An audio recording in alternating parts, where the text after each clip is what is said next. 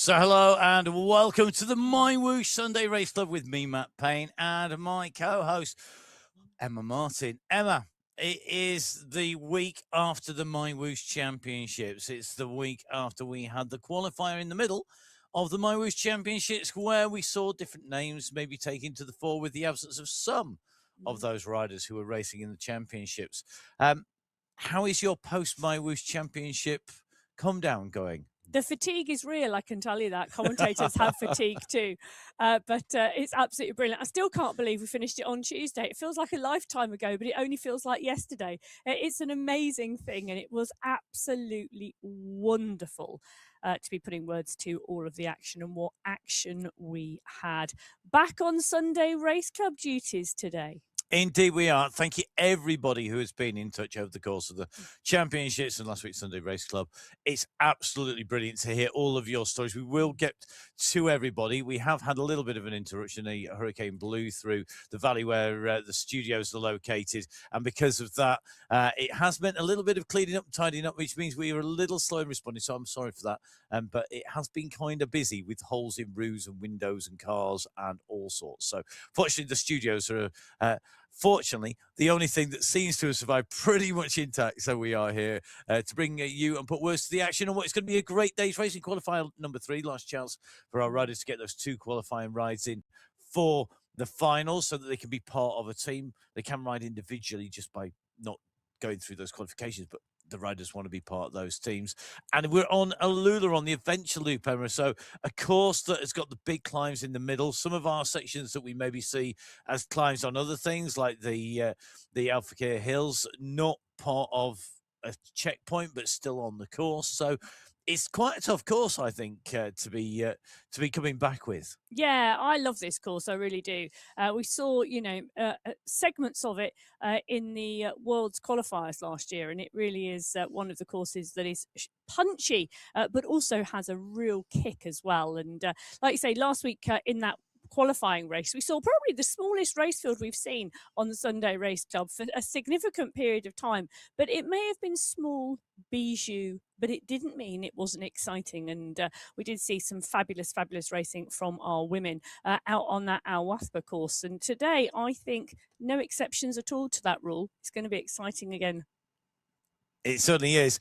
Our men later on, well, they're going somewhere very different. They're going to Columbiton to the Alto d'Aguila. But let's head to Alula. Let's go to qualifying number 3 on the MyWhoosh Sunday Race Club.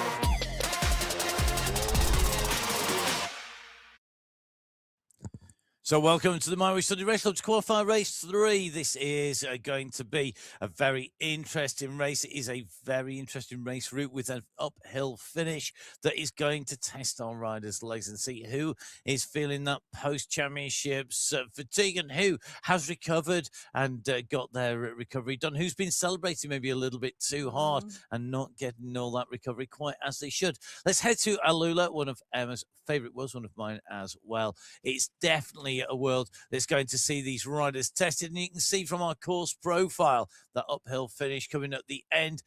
Not the only challenge facing our riders. No, it's not the only challenge facing our riders, but it is indeed a really interesting course. We've only been here twice before for the women, and big gaps between those races. So the 37.4 kilometres of racing, 516 metres of climbing. You do indeed come out of the pen and you go through the Alpha Hills. They're not a categorised segment today. Then we go through the Alula Market Sprint at the 6.9 kilometre marker. That's the first of 3 sprints, should I say, as we come out there. And then we go into the Vessel Rock climb. It is a multi-stepped climb, and you can see there 5 clear segments of climbing on the Vessel Rock. It does mean that the group tends to stay together a little bit longer than if it was a continual climb. But at the top, I can guarantee it will have split the race field along the transition. And it is a really technical transition through the Face Rock Sprint. And then we climb again. And often it's the climbing off of the Vessel Rock Plateau that causes the challenges with the group in the front of the groups in the racing. We then dropped down through the Alula Desert Sprint at the 28.9 kilometre marker, a couple of rollers along the way, and then into that Alula Desert Climb at the 34.6 kilometre marker. It's a really, really tricky finale today, 2.3 kilometres of climbing, just shy of 5%. And I can tell you the course record, 57 minutes, 35 seconds, held by Gabby Guerra. Let's see if that course record is going to go, and it doesn't stop at the end of that climb segment at 2.3k. Another 500 meters to our finishing line that the riders need to bear in mind. Last week's winner, Susanna Lopes, on our start list here today. Lopes taking victory in Category 5 last week. The team competition was not played out because of the number of riders involved in the racing, but today it's going to be very different in Category 6. It is indeed going to be different than Category 6. 37 riders on the start sheets and a whole plethora of riders joining us today. Fabulous to see. From Barco, Amy Sudabayo is back here today. Georgina Jones, Giraldo, Agadello, Monica Hadjuk is here. Musa Al-Mansouri. Fanucci Sarasu as well.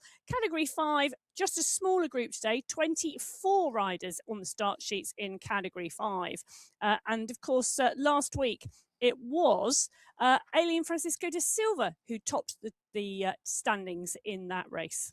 And the Fem Cycle Club took the team win last week out there in Category 5. And they're back with both the 5A and the 5B teams this week. Yeah. Let's move to Category 4, where our team win was again the Fem Cycle Club 4A and 4B. They're joined by Cycling District this week and the 4C squad for Fem Cycle Club in Category 4. Yeah, it was Ella Clamola who took the win last week. She's on the start sheets again. It's a big race field in Category 4 today. 35 riders on the start sheets. Lots of movement, should I say, across the race categories today because after that MyWhoosh Championships, riders going up categories, and that is going to be great to see how they do.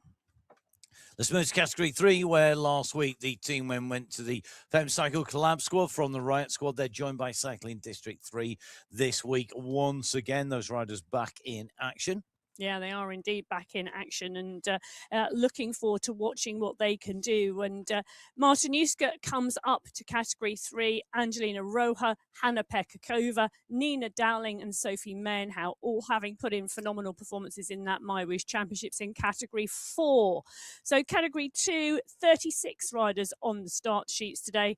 This is going to be exciting. Who's got their legs left? We shall find out. It was the Fem Cycle Collab 2 who took the win last week. They're joined by the 2B squad, the Right 2A and 2B, and Cycling District 2 are back as well for the team competition in Category 2. Six riders going up into Category 2 today. Wow, they're going to have a real interesting race. We'll try and keep our eye on them as they go through. Let's move from Category 2 to Category 1, where we see the team winners of last week, Ablock International, rejoined by the FCC Endorphins, the Fem Cycle Collab, the Sweat Sensations, as well as What Crew Sisters and Team. In the mix, and a few riders moving up, as you say, Emma. Yes, 5 of them in total. So Emily Sopers, Sarah Roach, Hannah Hakkinen, Joanna Kalman and Eleanor Wiseman all moving up into Category 1. As we watch Category 6 leave the pens, the lights are green. Our first race field are away. Category 6 are go for the Sunday Race Club. They are go. They're up and away. Let's quickly just recap the sprint win. The sprint win in Qualifier 2 last week in Category 6 was Susanna Lopes. The no mountains competition in that race, so it was a fast, flat race for the riders in between. Today that will change because we have those categorized climbs, the first one of which is the Vessel Rock climb, the second one of which is the climb up the Alula Desert climb, both of which are going to be tough and test our riders. And whilst the Vessel Rock climb is longer, it's a lot steeper when you go up onto the Alula Desert climb at the end. Well, Category 6 out of the pen, whilst Mel Scriven and I debate how many times people have raced this course. Mel, I think there are multiple versions of this course. There's the ones without the climbs at the end of the Vessel Rock. There's the one that finishes on the flatlands at 35 kilometres. And then there's the 37.4k one that goes up the climb. I think there are 3 different versions in play of this course. We'll have that conversation later, maybe you and I. You think it's 6 times. MyWhoosh info tells me it's 2, I have to say. But we'll take a deeper look and scan it properly after the race. How's that? Yes, analysis later. Definitely when you got to do enjoy a the bit of racing research. now and Yes. enjoy those sweets. They look yum. Yeah, and we're clearly having sweet envy in the studios here today. So we're going to see how our riders play out the racing on our race route. This bunch still reasonably together. One rider just off the back of the group in Category 6 at the moment, just in with Adriana Barco, another of our regulars and a rider that we saw throughout the championships on our screens as well. A big thank you to Adriana and all of our riders who gave us that insight into their worlds. Yeah, absolutely brilliant. Really, really was and really, really is. So thank you very much to everybody who does it. But the Category 6-pack rolling nice and steady at the moment out of the pen. They've got up to speed very quickly at 33 kilometres an hour as we drop back into the start pens for Category 5. Quick reminder, the categories in Sunday Race Club go at 2.5-minute intervals. I know, I'd nearly not forgotten. on 10 minutes. So, yes. Well, I wasn't really reminding you. I was more reminding everybody else and myself. That's fine. Out there. I wouldn't dare try and remind you of anything. So let's head out onto the race route in Category 5.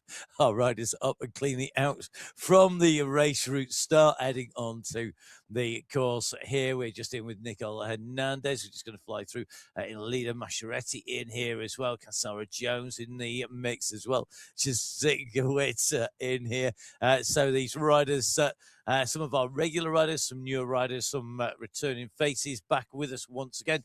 Last week in the racing, we saw Anta Davnis take away the sprint points in Category 5. The individual win, Aline Francisca de Silva taking away that win. As we go in with the rider who I think had a great championships, Brooke Samuel. Did a really good job on those MyWhoosh championships. Very impressed. Yeah, she did indeed. It was really, really good to see. And the Category 5-pack rolling steadily out of the pen. And Brooke Samuel on your screens. And you can see one of the things I really love about going into people's pain caves is you can sort of tell the time of day. You know, whether it's dark outside the windows, whether the sun is coming up, and of course our riders riding from all around the globe and different time zones at obviously this point in time wherever they are, which is one of the very lovely things about the world coming together for the MyWhoosh Sunday Race Club. Well, Brooke Samuel in the mix, Emma Sonnerson, Anne-Marie Guiney, Nicole Hernandez is there as well. The pack rolling nicely here. They're just coming up to the 1 kilometre marker, and you can tell today it's a nice flat roll at the start pen for around 2k, and then we go into that Alpha Hills section, and that really will challenge the bunch. The Category 6 group, you can see just about to come into that section. If you take a look at the top right hand corner of the screen, you've got that overhead shot. You've also got the profile overlaid, the red line, the yellow vertical line. That's where the group we are in with at the moment is placed on the map. And every time we go into a climb, at the base of the climb, you'll see a compression of the group as the riders on the front slow off as they hit that climb, whilst the riders behind are going faster going in. And it's going to take a response, as we've just seen from Jessica Hamilton, to kick that front group clear over the top, then aided by the run into the downhill. Let's see how all of our categories approach the climbs today, from Category 6 right through to Category 1, but we are in with Category 4. Each of our categories with their category jersey on. Category 4's is red. Don't forget, of course, that when the riders go through the sprints, the leader of the sprints on the day will be wearing a green skin suit denoting the leader of the sprints competition, and then we will also have the polka dot skin suit as well for the leader of the climbs. Now, Marika Notes, another rider who we saw improving on our screens once again, the rider from the Republic of South Africa, just nicely tucked into this group. And I think some riders for me are going to come out of the championships and it's not really going to have changed them. Some riders are going to have come out of championships and come into Sunday Race Club, and they're going to be in a different place than they were. And others are going to go through Sunday race clubs and they're not going to have raced championships. And they're going to be in a position where they actually have been training and racing as normal. And they're not going to have that difference in their legs. And I think all these different things are what makes the Sunday Race Club that we come to after the championship special, as well, of course, as our riders that we go in with as well. Alma Mongeli on your screens at the moment, and you can see her there taking the Masters Championship jersey in her category on the MyWhoosh Championship. So congratulations to Alma. Nice to have her back on the Sunday Race Club, and no Sundays off for Alma. No, clearly not. So Alma back onto the. I noticed that the glitter ball is not spinning yet in the pain cave, but the UAE flag is in the background, and good to see that the UAE XRG squad having a good race so far. Yes, and the Category 4 pack rolling in with Maria Halmarsson at the moment, and you can see her on the screen there. Concentrating at the moment because just coming out of that start pen is one of those moments where you really do need to keep your concentration. You don't want to lose the group, and Halmarsson not losing the group at all. She's nicely in the bunch, in the draft. You can see that because her numbers on that white bar, while they were in green, she's just dropped out and into the grey. But when those power numbers are green with the 3 chevrons alongside, the draft is at its maximum. Well, Category 3 coming out of the pen right now. 29 riders on the start sheets in Category 3. Shannon Martinuski, the rider who took the win in the Category 4 race on the MyWhoosh Championships, moving up. So too Angelina Roa, Hannah Pekakova, Nina Dowling and Sophie Mayenhout. Welcome to Category 3 to those 5 riders. Indeed, and we know that I think particularly there's a number of sprinters who've moved up who I think for the first of these sprints are going to be in contention. Angelina Roa, one of those on our screens at the moment. We just saw the cameras also just on the search through going through Hannah Pekakova, who we came out on the line for. Both riders, I think, who we're going to be watching when it comes to those sprints. And I think in some ways, if you're a sprinter targeting the race as a sprinter, you've got to it's an easier transition into the racing because it's draft and then sprints until you hit the climb. Yes. And then when you hit the climb, things go a little bit patient. And unfortunately, there are climbs before every sprint today. But we will see. Shannon Martinuski on your screen will not be phased by the climbing at all. She has come up into Category 3 and she took away the climb competition and the overall competition in Category 4 in the MyWhoosh Championships and showed us her time trialing strengths. She, I think, is going to enjoy the added level of competition in Category 3. So great to see her progress. Bridget Kiddle in the mix. Catherine Inglis is there. Gina Van Rossum, Lorena Beltram. They are all in the pack, and the pack rolling nice and steadily here away from the pen. Last week's sprint winner, Bridget Kiddle, going to be a rider we're going to be keeping an eye on as we go in with Hannah Pekakova. Pekakova, familiar face to many of you are watching those MyWhoosh Championships. I'd be interested to see how she goes over the first of our rises, the Alfka Hills. It's not, for me, it's not a climb. I know it figures as a climb segment. It's a series of roller coaster sections that if you can get your momentum right through the kick and the drop, the kick and the drop, kick and the drop. You still need to do some climbing.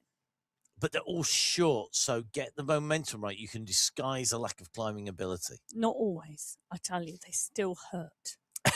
There speaks the voice of experiences. Emma relives memories of going over those roller coasters. We leave the pens with Category 2. They're up and away out on to race route. Let's see who's going to be taking away the prizes here today. Sarah Lundin took away the sprint competition last week in our previous qualifier, and Sarah Roche the overall race win in the end. Leading group of 6 going into the finish last week. Is that what you're seeing here? Do you think when we come to the finish, it's what we're going to be seeing, or are we going to see 1s and 2s? You know, it's really interesting, isn't it? Because Category 2 normally is just so close. The quality at the top of the Category 2 field. I wouldn't be surprised if we did see 1 or 2 riders come in together. We're not going to see big bunches. We're not going to see 6, 8, 10, 12. But I could always eat my words. The Category 2 pack rolling and rolling strongly. Heather Shanks on your screen coming back down into Category 2 after the MyWhoosh Championships. I think she'll like this course, but I've no idea how her legs will be because she's been out on the road as well. There's a big puff there. She's been out on the road as well. She's had an action-packed week following the MyWhoosh Championships. But she's got company in Category 2 now because there are a huge number of riders moving up. Brittany Litton, Camilla Salgado, Jen Reel, Eva Essler, Guilla Pello and Jojo Bauer all move up into Category 2. Dana Wagner, Heather Shanks and Carolina Lennonen, as well as Tilly Field, moving down from Category 1. So, massive changes in Category 2, and it's going to shake the peloton a little bit for them to get used to who's here, who's not, and how everybody's going. It's kind of like we've taken we've written everybody's names down on the whiteboard. We've then wiped them out and then rewritten the list almost. There's so many changes. Now let's go down to our very first sprint, and Jessica Hamilton leading out this sprint on the front ahead of Amy Sudabayo. Sudabayo in position 2, looking to collect the maximum points other than the 5 that will be collected by Hamilton.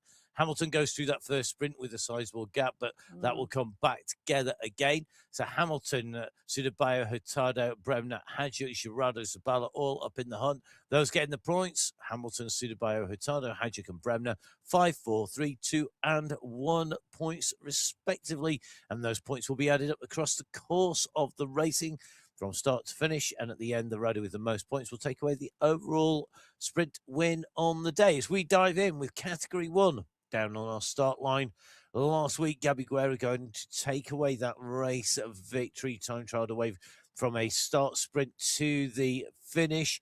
The sprint competition going to Guerra as well, collecting points because she was clear at the front of the race all the way in. Then an interesting chat with Gabby. Actually, I know she did that on the Inside the Race podcast. Yeah, we did indeed. Well, Anna Caramello is doing it again. She's on your screen, and her avatar is off the front of the pack. Nice move, just making sure the pack stretch their legs and don't sit up too much out of the pen. Caramello, the sun is shining behind her this morning, and she is leading that Category 1 pack away.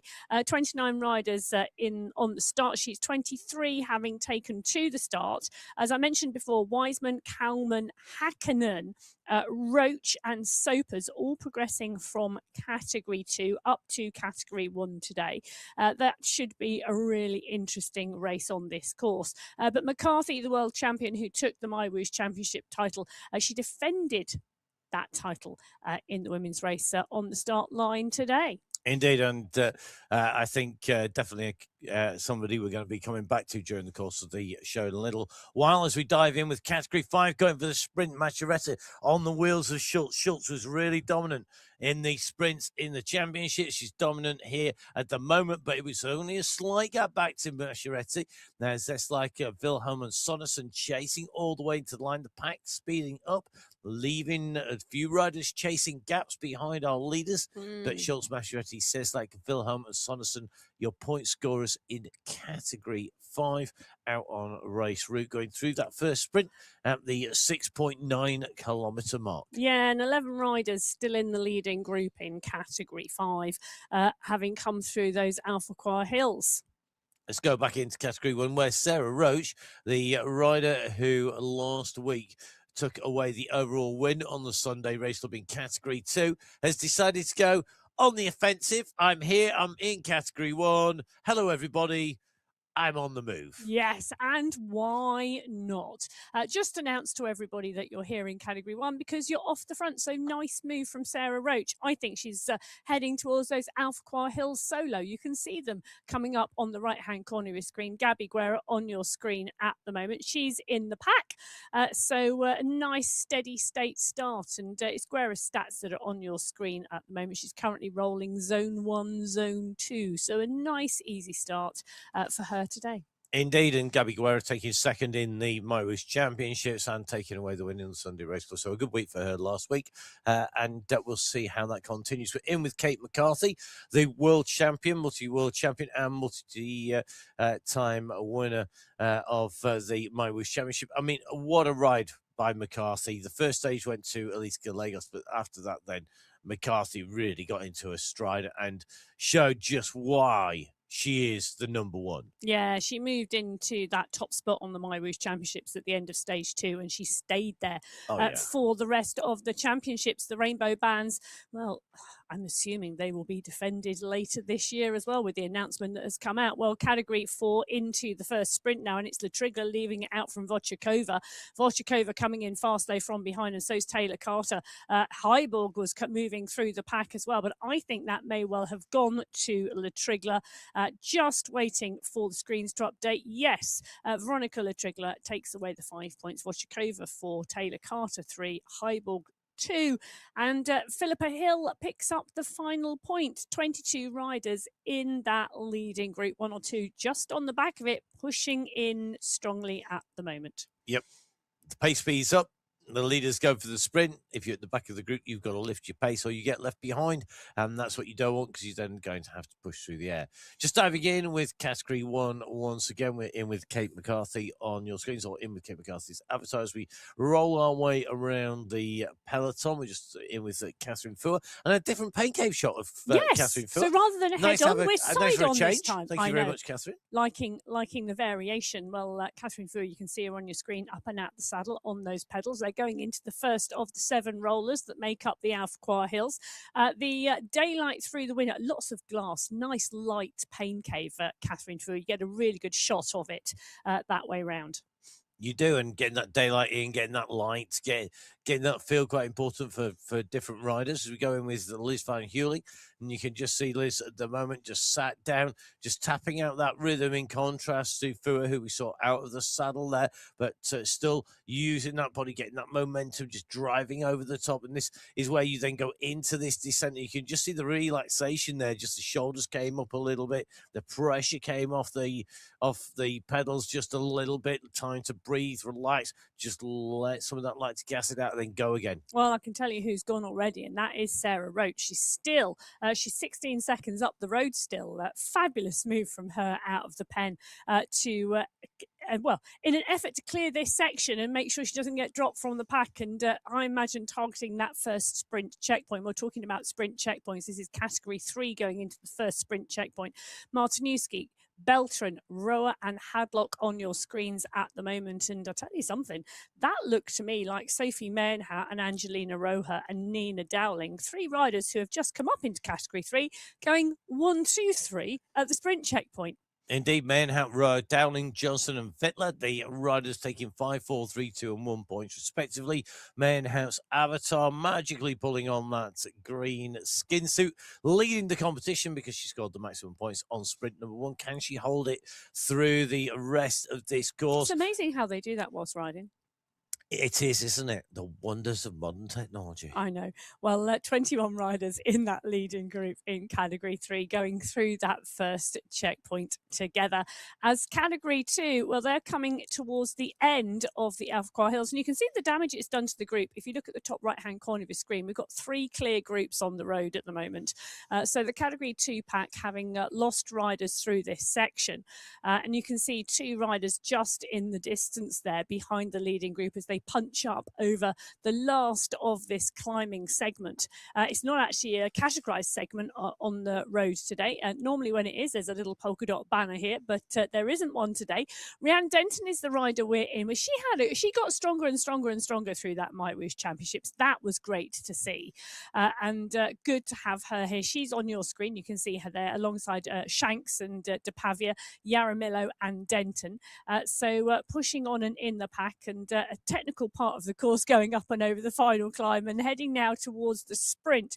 That sprint coming at the 6.9 kilometre marker. There is just, well, look at that, there's 500 metres to go. So this is going to be key, this wind up into it. It is a downhill run in, which is why our riders are doing 60 kilometres an hour already at this distance out. You're coming in at pace. It does change how the sprint plays out. It changes the gear that you need to be in, whether you're using the virtual gears on the bike or whether you're using the real gears on your machine. And Anouk Bruget gets the gearing spot on, because Bruget is going to take the sprint at the moment by 3 bike lengths there as she came through from Lethbridge, not known as being the most prolific sprinter in the bunch, but it's Bruget, Lethbridge, Murray, Briggs and Jaramillo who came through to take those points. Interesting. Yeah, I think there was a because it's high speed, it's a very different sprint. And I think also because if the bunch is rolling fast and everybody wants to be really on it, it's difficult to jump clear. And also it does favour someone who's in the right place at the top of that final climb, Yes. because you descend in and you come into the sprint actually really, really quick. 24 riders in the leading group in category 4. And I'll tell you something, Sarah Roach has still not been caught. She's 9 seconds clear at the moment. Great racing from Roach, punching towards the final climb. She's got to get up and over the top and then down into the sprint. I'm not sure she's going to stay clear till the sprint checkpoint. But I tell you something, stranger things have happened.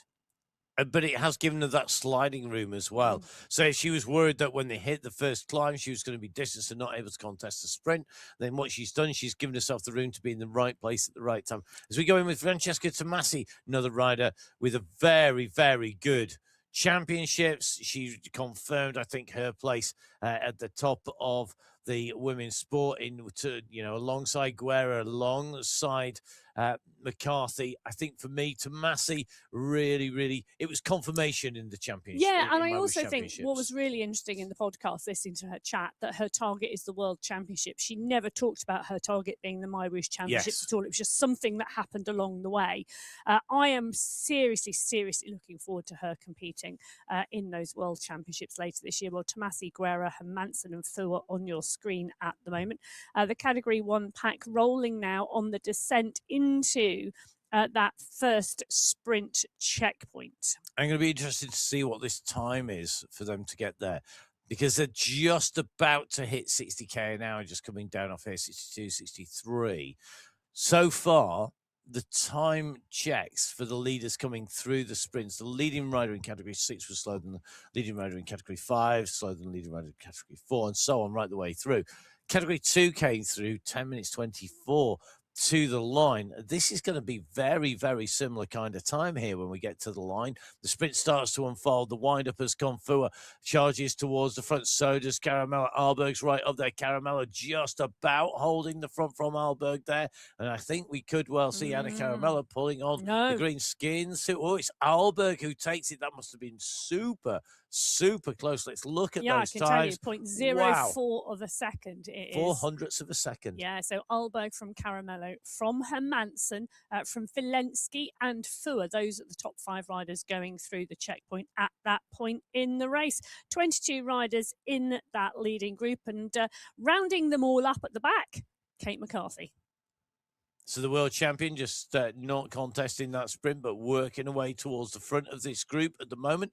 So you just see McCarthy now in that world championship span. So Avatar moves up to the front of the group because she's seen on the very front, Guerra. It's like she's making a move up the front there, not wanting to let anything go clear, not wanting to let Maya go. Her teammate, Guerra's teammate, 2 of them off down the road now. So Maya and Guerra from the Sweat Sensations pushing on at the front. We drop in with Nicole Mayer. She can see her on your screen, tapping that rhythm. And McCarthy knows 2 riders from the Sweat Sensations going down the road. Not to be... Not without McCarthy sitting on the wheels. No. That's the bottom line, isn't it? You don't let 2 teammates, certainly not when you get to Category 1. The problem is that so many, these riders are all absolute class. They're all incredible riders. And because of that, when they want to pull it out, if you put 2 together on the front prepared to work and 2 teammates would be prepared to work, then you really do have something that's difficult to contend with if you get your timing wrong. So reacting straight away is the safe answer, not letting any kind of gap build up. And that's what we saw from McCarthy. The moment she saw that move start to build, she was there. She was answering. She kept the lid on it. Yeah, she did indeed, and great to see and great to watch. Well, that's Category 1 there on the left-hand side of your screen now heading and transitioning towards the Vessel Rock climb. Category 6 are already there. They're on the first set of steps, and it really is a very stepped climb at the Vessel Rock climb. And Angelica Limbaga, well, she's pushing on early here. Everybody else choosing to stay in the group behind, but Limbaga choosing to push on and go clear. Yeah, just a little bit of a squeeze as they came onto the first of those steps as we go in with Jessica Hurtado on your screens at the moment in the Category 6, nicely in that main group at the moment, just tapping out a rhythm, 84 revs per minute, 164 beats per minute. And you can see nicely in the draft numbers in green, The chevrons indicating 3 chevrons being right in the draft, but now the pace picks up. Hurtado looking to lift the pace. Bremner, we're in with now. You can see also picking up the pace here. Limbago knows that she's got the gap on Hamilton. Jessica Hamilton kicks over the top here, and I think she's wanting to make this just a little bit harder and a little bit faster on the fast flat sections, which then will put riders under pressure on the terrain that suits her, rather than keeping their keeping the powder dry, keeping the energy reserves there for when they go on to the climb. This climb being stepped, really about racing it to your strengths. Make other people work on sections where you are comfortable. Make sure that you use those sections really to your advantage. As we go across the left-hand side of your screen, we're just in with Monique Verhoef, the rider from the Netherlands, just holding that front group in contention, just trying to hold the wheels here. The gap has opened up a little bit. There's going to be another steep kicker coming, a steeper kicker. It's not super steep yet, and it doesn't last that long, any of these. They're not huge climbs, but they are enough to make a difference, and because of the repeated nature, they can do damage. So left hand side of your screen, leaders in category 5. Right hand side of your screen, the chaser Jessica Hamilton chasing Limbago, and we keep seeing this. We see Hamilton riding these flatter sections fast. She accelerated coming in.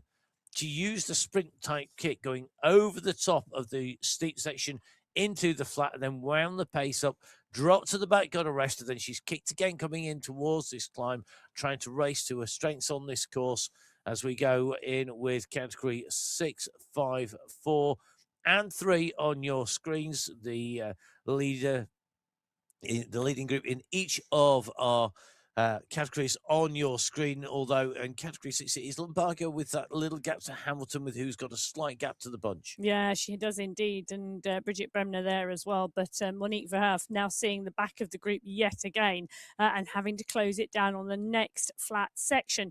In category 6, Limbago clear at the front. Hamilton bringing the group back to Angelica Limbago. She went clear on those early sections, and now the pack are coming in, having had a much steadier start to the climb. So Hamilton in the green skin suit being brought back into the pack as the purple jerseys come up and over the top.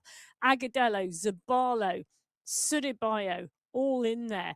And you can see now 11 riders at the front of the category 6 race, and Jessica Hamilton starting to go off the back. So the category 6 race at the 16-kilometre marker, looking like it's coming down to 10 riders in that race. The category 5 pack a little bit further back down the climb, only around 400 metres. They are indeed closing in on that category 6 race, but you can see the pack of category 5 riders swelling its ranks, with the category 6 riders able to take the draft on the flat sections, the transitions between the climbs, but they're now coming into the substantial part of this climb. The climb banner coming at the 18.4 kilometre marker, so around 2.4 kilometres of climbing still to go. The category 2 bunch at the 12.6 kilometre marker are not at the climb yet. They're on this longer transition. The pack rolling strongly here. We're in with Dana Wagner. She's rolling well in the pack, and she's got Salgado, Miros, Field, Lundin all around her. Vanessa Murray is there as well. The pack tightened wide across the road, indicating a very steady state, and indicating that everybody is rolling at the same pace at the moment here in category 2. Category 1, well, they are even further back down the road. They're at the 11.7 kilometre marker. They too are on this transition section. Pan flat roads you can see for category 1 and category 2. And category 1 taking the advantage like category 2. We're in with Rachel Brown at the moment. She is currently riding at zone 1. It is very steady state riding here in category 1. It's a recovery pace. That's the pace they're rolling at. And at the moment, this race in category 1, well, it has settled. Well, I think it will all be changed when we get to that Vessel Rock climb, and the race will start in earnest. Well, May on the front, Hakkinen, Haag, Paulson, Fua in category 1. In category 5, the climbing now, well, Alida Masciaretti has moved away from the field. She's put in an attack here. She is 2 kilometers from the top of the climb, and it is about to come to a flatter transition section, and the gradient at the moment around 7.5% and descending as we speak. But Masciaretti is now 5 seconds clear of Sonneson, Wilhelm, Guiney, Samuel. Those are the riders closest behind. And the stretch on the category 5 pack, you can start to see that now on that top right hand corner of the screen. Whereas before we had a pack rolling. There's no longer a pack rolling. Well, there is actually still a pack rolling in category 6, but Bridget Bremner is now the rider on the front of the group. So Bremner now starting to move, but at the moment they are coming to the flatter section yet again. There's a small downhill section here before the climb starts again. The final part of the categorized climb is the longest section to the top. And this group of 10 riders in category 6 all back together again. Interesting the way we keep seeing these pushes and this squeeze. We just see this break, this reform, this break, this reform. Everybody's testing each other's legs here. And I think that's going to be very, very telling. Hamilton's lost contact, though. And I think for me, that's that initial push where she was really trying to stay with that group. Showed she wanted to be into that second sprint. She couldn't quite hold those wheels and now has gone back. We take a look at all 4 of those categories, 6, 5, 4, 3, 2, and 1. Our total categories 1 and 2 not on your screens at the moment. Category 3 working their way up towards and onto the climb. Category 4 looking good, big group together there. Category 5 Masciaretti just clear on the front. That gap is still holding at a reasonable distance back to Wilhelm, Sislak and the rest. Category 6 the furthest up our climb at 17.6 kilometers. So still 500 meters or so in front of the chase behind from Masciaretti, but that will yo-yo as we go onto the climb. The distance comes down when we go onto the steeper sections of the climb. The distance will go up when we go onto the descent. Yes. So category 6, the furthest up the climb. Category 4 are chasing and chasing hard. But category 3 are not too far away now, and they really are. Well, look at this. It's Romanet Sepulveda at the moment who's pushing on here. Nice move going here. Shannon Martinuski, the rider coming up here. We knew she would climb strongly. Angel Hadlock, Liliana Silva, Sophie Mayenhout, Barbara Bulwara, Bridget Kiddle, all in the mix here in this category 3 pack. And the group is climbing really strongly. They're about to come to the top of this segment. The gradient at the moment, not particularly steep. It's going to start to kick again in a short while. Bulwara on your screen. You can see, again, the look of concentration there. The high cadence from Bulwara as she continues to push here right towards the front of the pack. She looks like this is a day where she really wants to take this, well, she wants to grip this race and really give it something. I think so. I think that's a good description there. She certainly looks like she really wants to keep that pressure on, really keep in that group. And it's a really tightly bunched group. Category 3, I think these riders are in for a real battle today, a real fight. It's not like it's going to disappear. I think the way that they're all climbing so close, unless something spectacular happens at the moment, I mean, you can see the effort. Look at Rebecca Johnson. She's out the saddle, stamping down on those pedals at the moment, just trying to make sure she doesn't lose ground. The pace really is on here. The group is staying together. They're going to reach the top of this rise. They're going to get that little breather. It's not breaking, and it's still a ball. It's a bundle of riders. It's a big group that's, it's not strung out. Not yet. No, not yet. And neither is this. But you can see the Category 5 pack coming behind. And at the moment, the Category 6 pack, the 10 riders, they just lost one rider off the back of the group. So now it's down to 9. Jacqueline Almeida is on the back of the pack, watching what everybody's doing. There's a push on the front, though, at the moment. And Monica Hadjuk is the rider responding. I think that's Bridget Bremner going off the front again. Hurtado starts to play. It is indeed Bridget Bremner. Hurtado Hurtado starts to move. You can see her up and out the saddle. A great cadence from her trying to respond to this move by Bremner. That's the banner, and that's why Hurtado goes underneath in 1. Bremner goes underneath in 2. Hadjuk comes through for 3. Zabala, I think, is there as well. And that was great riding and racing there at the top of the Vessel Rock climb from those 9 riders in category 6. And they've done some damage. It's a long, thin line of dot to dot behind. It's not joined up yet. I'm not sure whether it will totally join up. And they're going to be joined, I think, by the category 5 leaders before we go too far into the descent and across the transition, because you can just see the bush going there on the front of that climb, the gaps going and being opened up there. Mascheretta going through first, then Sonderson, Guiney, followed by Schultz and Wilhelm. And they're the 6 riders who've gone through. 5, of course, scoring points. 8, 6, 4, 3, and 2 points on this climb as they go over the top. And just 6 riders now in that leading group. Brooke Samuel has been distanced. She's 23 seconds back.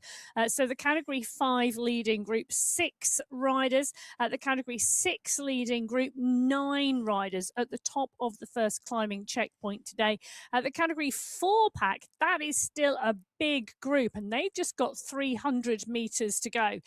Alzat, Hagland, the Trigler, Hjalmarsson, Frias, all in this group. We go in with Maria Hjalmarsson. She's in the mix here. Valentina, the Trigler, the rider in the green skin suit, picking up those points in the sprint competition here as well. The push starting to come on the front of the pack. They've got 200 meters to go. Klemola is there. Heiborg is there. Hjalmarsson is there. Penttinen and Voshikova all starting to pick up the pace, but Ella Klemola is putting a big dig in on the front here. So Klemola puts in a big dig and she goes through underneath the polka dot banner in 1. She puts on the polka dot skin suit. Felicia Lazared, I think, comes through for 4 points there. I say 4 points, it's actually 6 points because it's an 8-point climb. So Klemola in 1, Lazared in 2, Heiborg in 3, Voshikova in 4, and Barragan coming through for the 2 points. Nice moves out there because both the climbs, category 3 climbs on the Sunday Race Club today. So it is 8 points, not 5 at the top of the tree. Yes, I was doing double check that we're both on the both category 3 climbs on our climb today, and that's increased in points. Well, it does mean that each climb, though, is still worth the same because they're both the same category of climb. In with Bridget Kittle, out of the saddle, stamping down on those pedals nicely in this leading group in category 3. Yes, so Marion Wittler just clear at the front with Caroline Manfron, those 2 riders going clear. You can see the pace behind, though. The pack just happy and content. 1 or 2 riders just coming out from the fold. Shannon Martinuski, one of those. Barbara Bulwara and Angel Hadlock as well. They're heading for the polka dot banner. And there's a big push, actually. Oh, nice thought, moves. I could just get a few points they here. did. I'm close. It's worth a push. They did indeed. So the 2 riders going clear, Marion Wittler putting on the polka dots, Caroline Manfron in 2. They were 6 seconds clear in the end, but Kiddle, Hadlock and Martinuski, the riders coming through. Yeah, interesting. Do you know there's still 18 riders in contention in category 3? Really interesting racing at the moment, and amazing to see that many riders still in the mix at the top of the climb. Well, at the top of the climb, it's category 2 who are coming up next. They've got 300 meters to go, and Stephanie Briggs, Alice Lethbridge, Vanessa Murray and Tilly Field all pushing at the front here. Donna Wagner is there. Natalie Jaramillo is in the mix as well. So the category 2 pack coming in hot towards the banner because there's a lot of people who may want those points. Rhiannon Denton, Cornelia Engstrom, all starting to work their way up too. So is Heather Shanks. Who's left it too late is Murray versus Briggs at the front. Denton is coming through for points, but it's Murray, I think, who's going to take this from Briggs. Denton, Lethbridge, Lennon, and all wide across the road. Category 2 points. Where are they going? Well, they're going to Vanessa Murray, Stephanie Briggs, Carolina Lennon, Rhiannon Denton, and Alice Lethbridge. Here we go. On your screens, those point scorers and the points allocated there too. So those are your point scorers who will carry those points on the polka dot skin suit on the shoulders of Murray at the moment. And Murray just making her way up and over the top of this section. We drop down, but then we've got a flat section through the sprint, and then we climb again. Do not underestimate the climb, as Emma said at the start of the show. The climb off the top is very, very critical. Now, let's go a little bit further down the road here, because we are at the sprint between the two climbs that sort of bookend this summit plateau. And Schultz at the moment with that gap in the green sprinter's jersey, making this hers. Yeah, well, this is the Category 5 leader at the moment, and it's really interesting to see that the Category 5 and Category 6 race is starting to get mixed up at the front of the pack, and Schultz through. You can see the rest of the Category 5 bunch just behind that Category 6 group. So Category 5 and Category 6 mixed here. So Schultz going through in 1. That's for Category 5. She's 9 seconds clear of 5 chasers. Wilhelm, Guiney, Sesleg, Masciaretti and Sonnerson. In Category 6, there's 7 riders at the front of the group, and it was Hoyos from Hurtado, from Bremner, Giraldo and Zabala. Interesting, isn't it, the way that Schultz has gone on the move. She's pushed clear. She got onto the back of this group. She went through the group. She used them to ensure she took maximum points on that sprint. Yes, she did indeed. And you can see the rest of that Category 5 pack coming back to the back of the Category 6 group. The challenge for the Category 6 group is that they're bringing with them riders from Category 6 as well. So I think we'll find Angelica Limbaga and Jacqueline Almeida will join the group as well, purely because they've got into that Category 5 group at the right time. Do you think they'll hold over the climbs coming out? I don't. I think that's where they're going to be shared, coming out of the plateau before that descent. Yeah, I agree with you completely. Well, Anna Caramello, Liz Van Heuling, Catherine Furr and Gabby Guerra on your screens at the moment. They are at the 18.1 kilometre marker, and now Guerra goes for the checkpoint. You can see Kate McCarthy, the world champion, the rainbow bands responding here.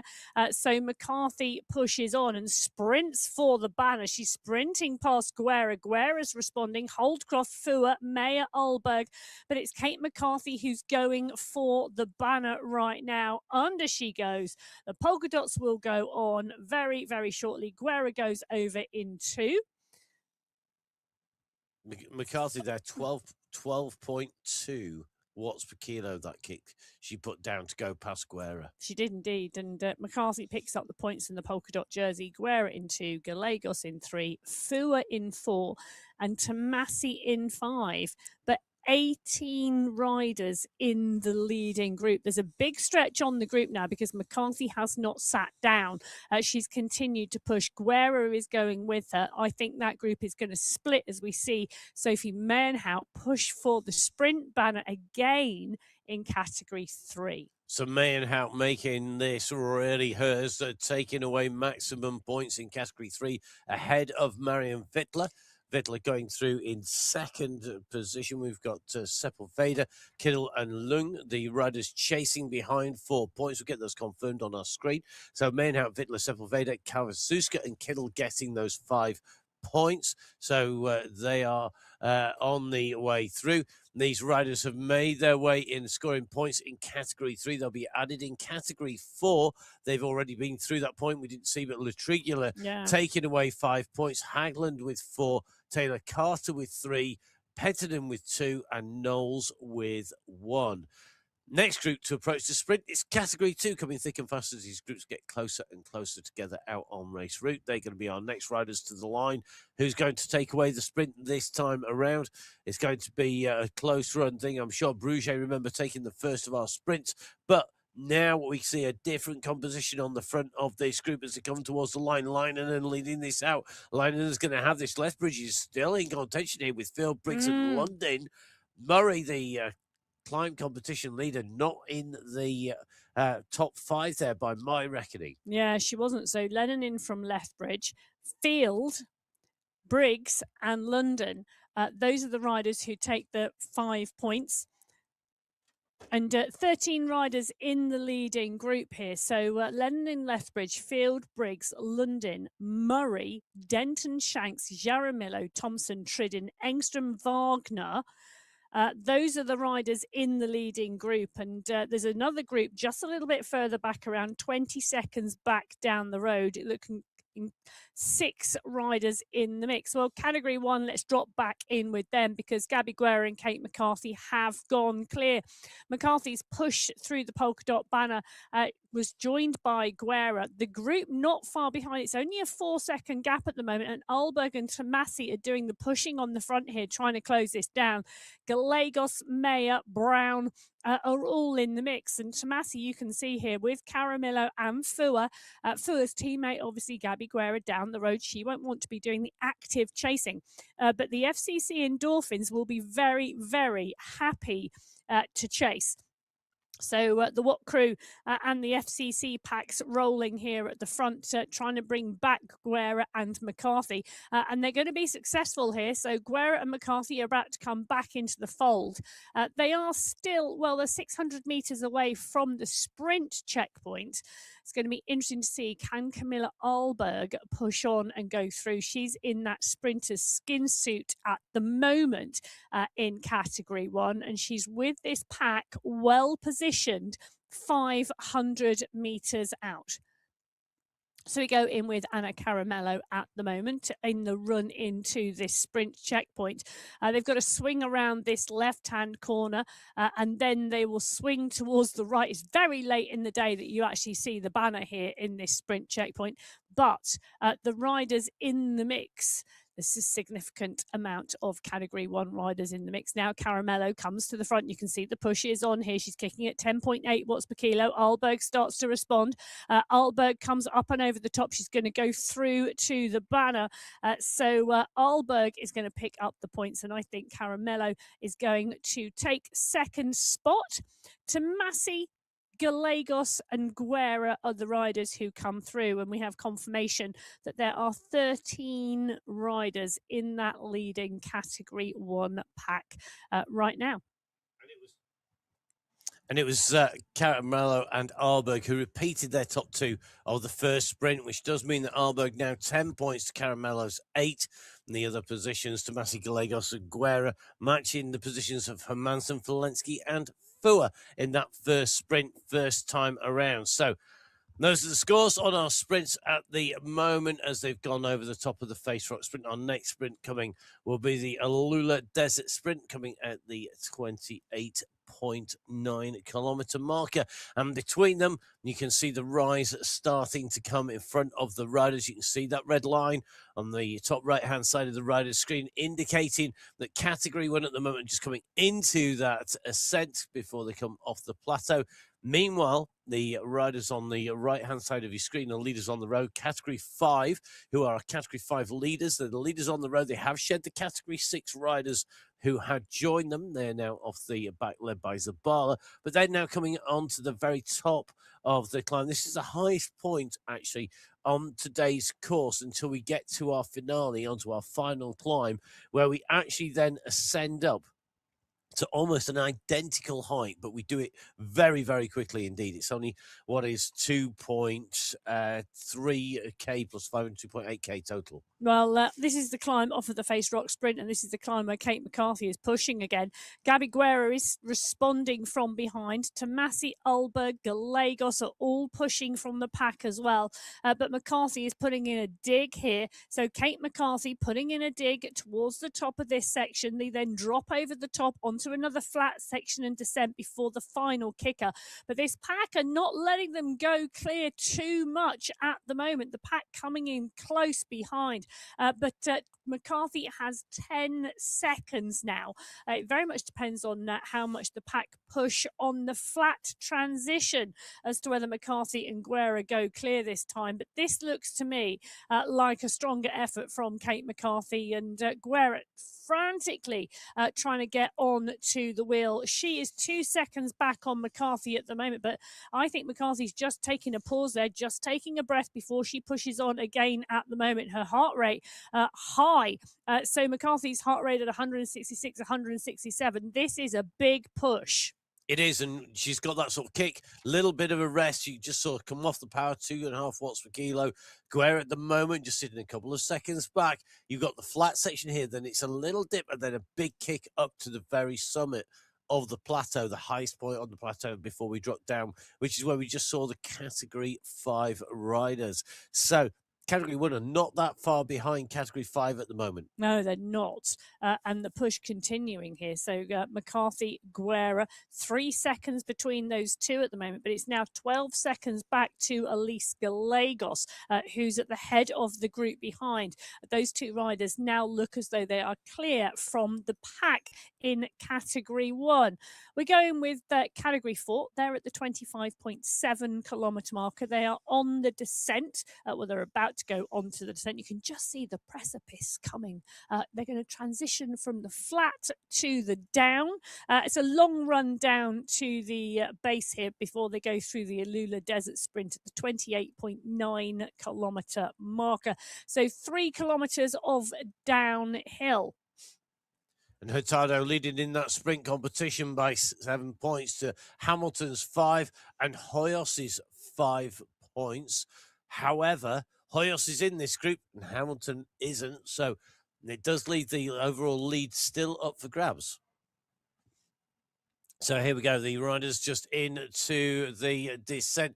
Hurtado wearing the polka dot jersey underneath the green skin suit as the leader on the road in the sprints and in the climbing competition in Category 6. We go in with Category 4, though, who are well into this descent. They're in the subterranean tunnels and they are closing down on those Category 6 leaders as well. So Category 4 at the moment working well. Hermarsson and the Hurtado on to the descent as well. So making the way down this climb, Hurtado just on the top left-hand side of the screen. Hermarsson, bottom left-hand side at the moment in this group, staying in the draft.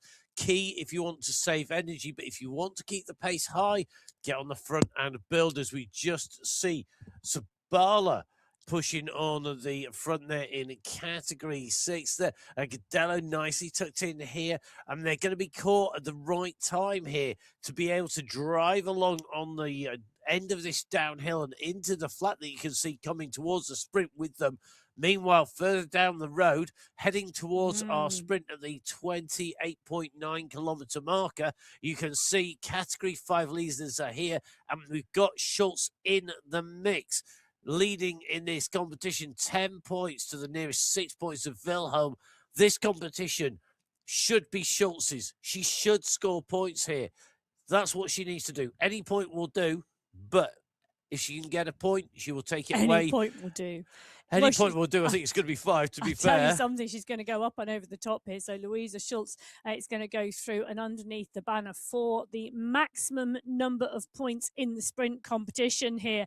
So big push from Louisa Schultz in Category 5, going through the Alula Desert Sprint. That's the final sprint checkpoint of the day, and she's going to take that checkpoint and the sprint competition overall. So Schultz from Wilhelm, from Sonnerson, from Seslag, from Guiney.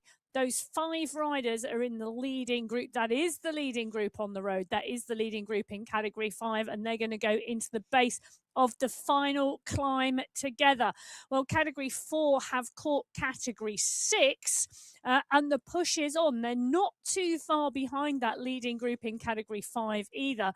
And Rosalina Barragan is going head-to-head with Alexandra Knowles at the moment as they're charging towards that sprint checkpoint. Knowles goes up and over the top. Nobody is going to contest this from behind. So this is Knowles versus Barragan, and Knowles is going to go underneath the banner in 1, Barragan in 2, Lazared, I think, in 3. And really interesting that nobody who is right up there in terms of the sprints overall has gone for that. I'm looking down the names here, and I think that is a whole list of new riders in there. Knowles had scored 1 point in the Face Rock sprint. She scores 5 here today. None of the rest of the riders who scored points there had scored points previously. Well, Category 3, hot on the heels of Category 4. Look at the size of that pack on the road.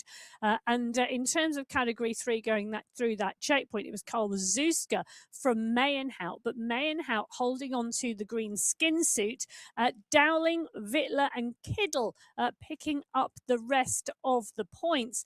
Nice moves there and nice racing. So Mayenhout takes that from Wittler and Karl Wittler and Karl on 7 points, as we see Category 2 compiling into the same checkpoint.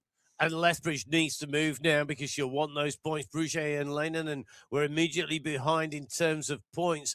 Leinen is going to move to 10 points. Has Lethbridge done enough to hold on to the points behind to get enough points? She has. 1 point clear. Yeah, it's going to be Lethbridge who's going to take away the jersey by 1 point from Leinen, who scored maximum points on the last 2 sprints. But Lethbridge has scored more consistently. It was the lack of points on the first sprint that has done Lennon's challenge the damage and meant that she couldn't take that. Lethbridge doing a great job there, taking away the overall win in Category 2. Overall in Category 3 is Mayenhout. Overall in Category 4, Latrigula. Category 5 is Schultz, and Category 6 is Hurtado. With Category 1, the leader at the moment, McCarthy, with Guerra, who takes the lead as she goes over the top of McCarthy here. So Guerra and McCarthy together, the 2 leaders, 11 seconds clear of the chasers behind, and they are just making their way into this sprint at the moment behind. Well, it's going to be for the minor points. It could still decide the destination of the sprint jersey. Yes. Arberg's on 10, Caramello's on 8, Hermansen and Tomasi, they're going to be out of it. They're on 3 apiece. So Arberg and Caramello, that's the battle you're looking for on the right-hand side of your screen, as the most points are going to be mopped up here. Guerra, I think, is going for the checkpoint here ahead of McCarthy. She's going to take the sprint checkpoint. McCarthy's going to get the 4 points behind Guerra's 5. But this now is the run, and it's Alberg who's kicking on. She's gone over the top of Fua, and Alberg wants to make this hers. She will now have 13 points in total. And behind, I don't think Caramello is in this group. No. So let's just take a little check through there. So Guerra takes 5, McCarthy takes 4, Alberg takes 3, Fua takes 2, Meyer takes 1. The rest of the group, Tomasi, Bruni, Van Hulling, Gallegos and Holdcroft. Maria Holdcroft just getting distance off the back of that group, actually. So it's looking like 2 riders clear, 7 riders chasing, and Holdcroft now riding solo. Interestingly, 12 riders on the front of the Category 2 pack going through there, 18 riders on the front of the Category 3 pack, 14 on the front of the Category 4 pack, 5 on the front of the Category 5 pack, and 6 on the front of the Category 6 pack. It's all little groups, isn't it? It's all fractured, it's all blown apart, as we had said on the Vessel Rock climb. It's going to break up some more. Now, there are some little bumps, some little roller coasters between the final sprint and our big final climb. They're only little bumps. They're not even of the scale of the Alpha Car Hills, but they are still enough to do damage if they're tied legs in any of these groups. And that's what we're seeing on the right-hand side of your screen. 8%. This little kicker at the moment of the 31.3k mark, and that is enough to do damage to any riders who now are feeling the effects of the racing so far. Category 4 at the moment working their way up and over. They've got 5 riders left in front of them from Category 5. The leaders on the road, they're well ahead though at the moment. The gap is there. They're basically around 2 good full sections of this race route at the moment, and at the moment Category 4 just ahead of the group behind. That is the Category 3 race who are closing in. They're at 31.4k, the Category 4 at 31.6 kilometers. So it's about 150 meters at the moment, separating Category 3, who are closing in on Category 4, who are closing in on the leaders in Category 5. But the Category 4 group does have Category 6 and Category 5 riders with it. And do you know where they're all heading? They're all heading to the Alula Desert Climb. I want to say the final countdown there. They're only for the final countdown. Well, it is technically the final countdown, but it's No. actually the final climb up. Yes, it is. You could count down to the final climb. You could The final count down to the countdown. final climb, but that just gets very complicated. Well, at the moment, there's nothing complicated about this because everybody is transitioning towards that final climb. That final climb starting at the 34.6 kilometer marker. It certainly does. And at the moment, you can see right-hand side of your screen, the riders in the red, the leaders in category 4 onto another of these rises. This one only going up to 5.5% gradient, the first kicker, where you can see the riders in category 3, left-hand side of your screen.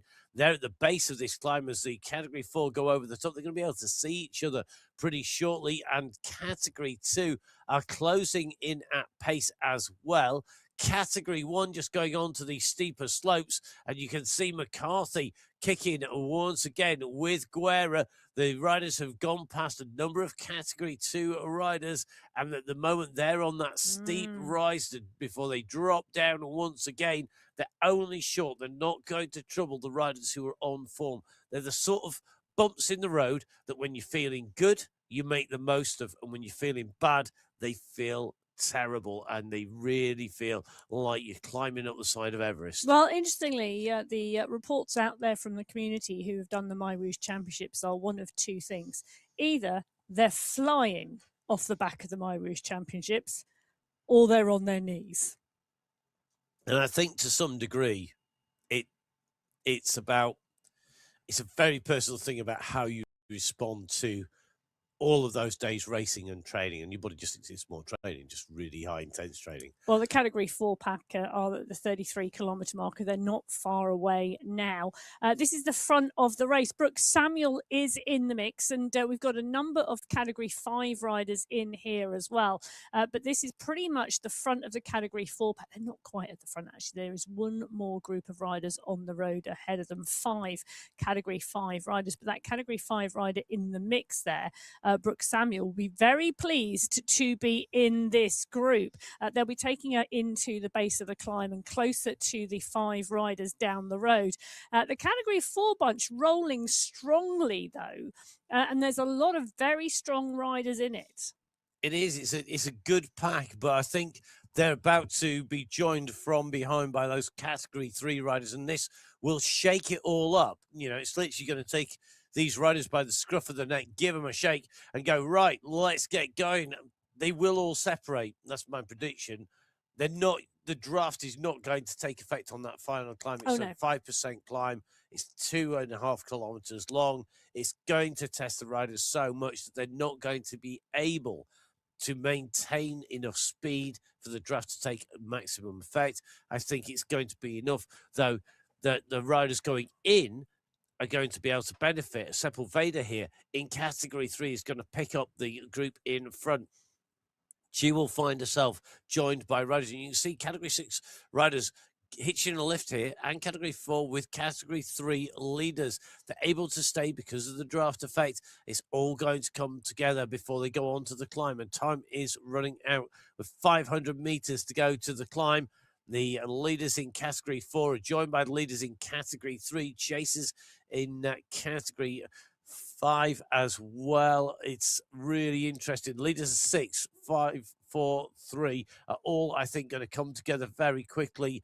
But category 5 leaders are onto the slopes, so they may have escaped pursuit. They may not have found that the chasers have been brought to them, and they are going to go on the climb. So Sonnerson, Wilhelm, Seslak, Guiney, and Schultz onto the climb, starting to make their way up these slopes. They know that they don't have far to go. We finish at the 37.4 kilometer mark. So we have less than 3 kilometers left for the leaders on the road. On the right-hand side, category 5 as the big group behind that contains the chasers in category 5. The leaders of category 3, 4, and 6 behind them are onto the slopes as well. And category 2 are not far behind. No, they're not at all. And everybody is going to come back together again on this final climb. The 2.3 kilometers of climbing, it's a steady gradient today all the way to the top as they continue to work and continue to push. Very unlike the Vessel Rock climb from earlier on that was so stepped in comparison.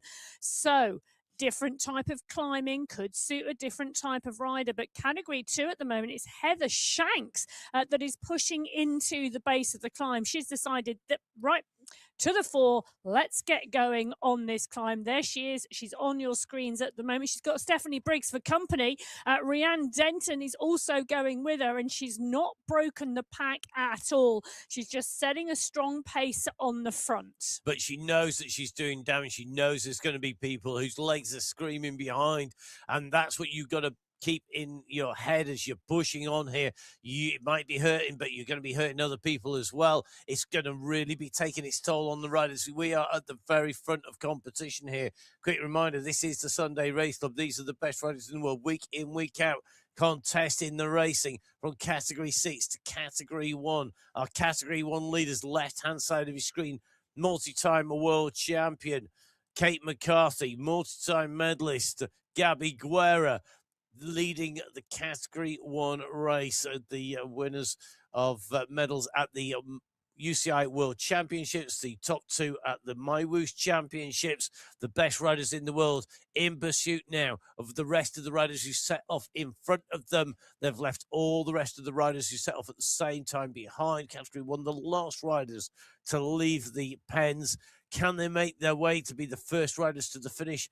You can never put it past those two, but they've got a big ask because the leaders on the road, category 5, are about to get caught by category 3.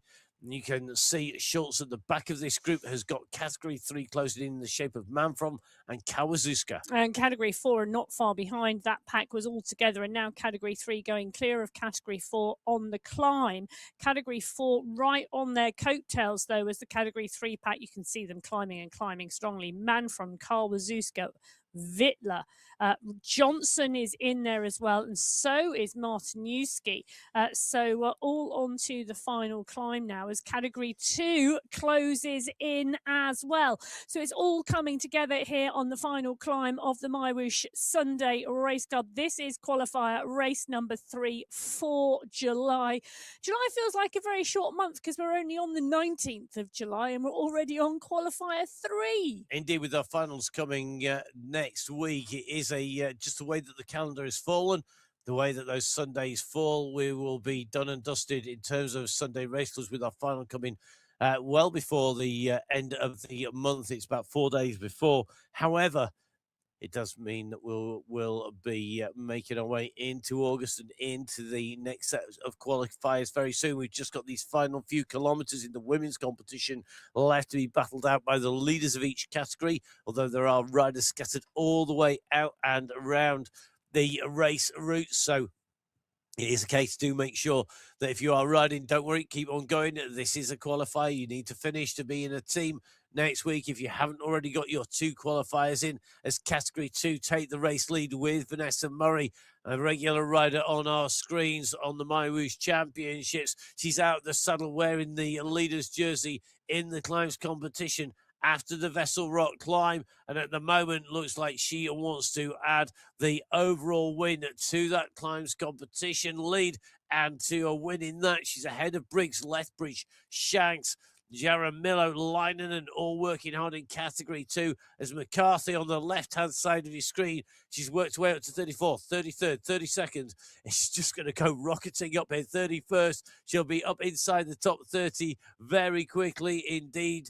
In fact, she's going to be in towards the top 25 very quickly, and that means she's onto the back of this long chain of riders. That means that McCarthy has the potential to go to the front. The gap to Guerra, 4 seconds at the moment. Yeah, McCarthy has launched strongly on this final climb. And I'll tell you something, she's only 200, 150 meters perhaps back from the front of the race at the moment. And she's continuing to work her way through. She's pushing on strongly here. Her heart rate is pretty much at its maximum. So she's pushing to the point where this is an all-in effort for the finish today. She's just gone up onto the shoulders of Ella Clamola, the rider in category 4 in the polka dots. And McCarthy continues to push here. She's continuing to drive up the climb at the moment. And Kate McCarthy working her way up towards the front of the race. Right-hand side of your screen, the sprint for points in the climbs competition is on. Murray has got the foot down, and she's accelerated through now. 500 meters to go to the finish here. It's Murray Briggs, the Jaramillo Lethbridge. And it looks like Manfron is up there for category 3. Clamola climbing well, almost into this group for category 4. This is a real battle of the climbers here today. This may not be the biggest climbs, the biggest climbing course that we use, but the climbers are coming to the fore on this course.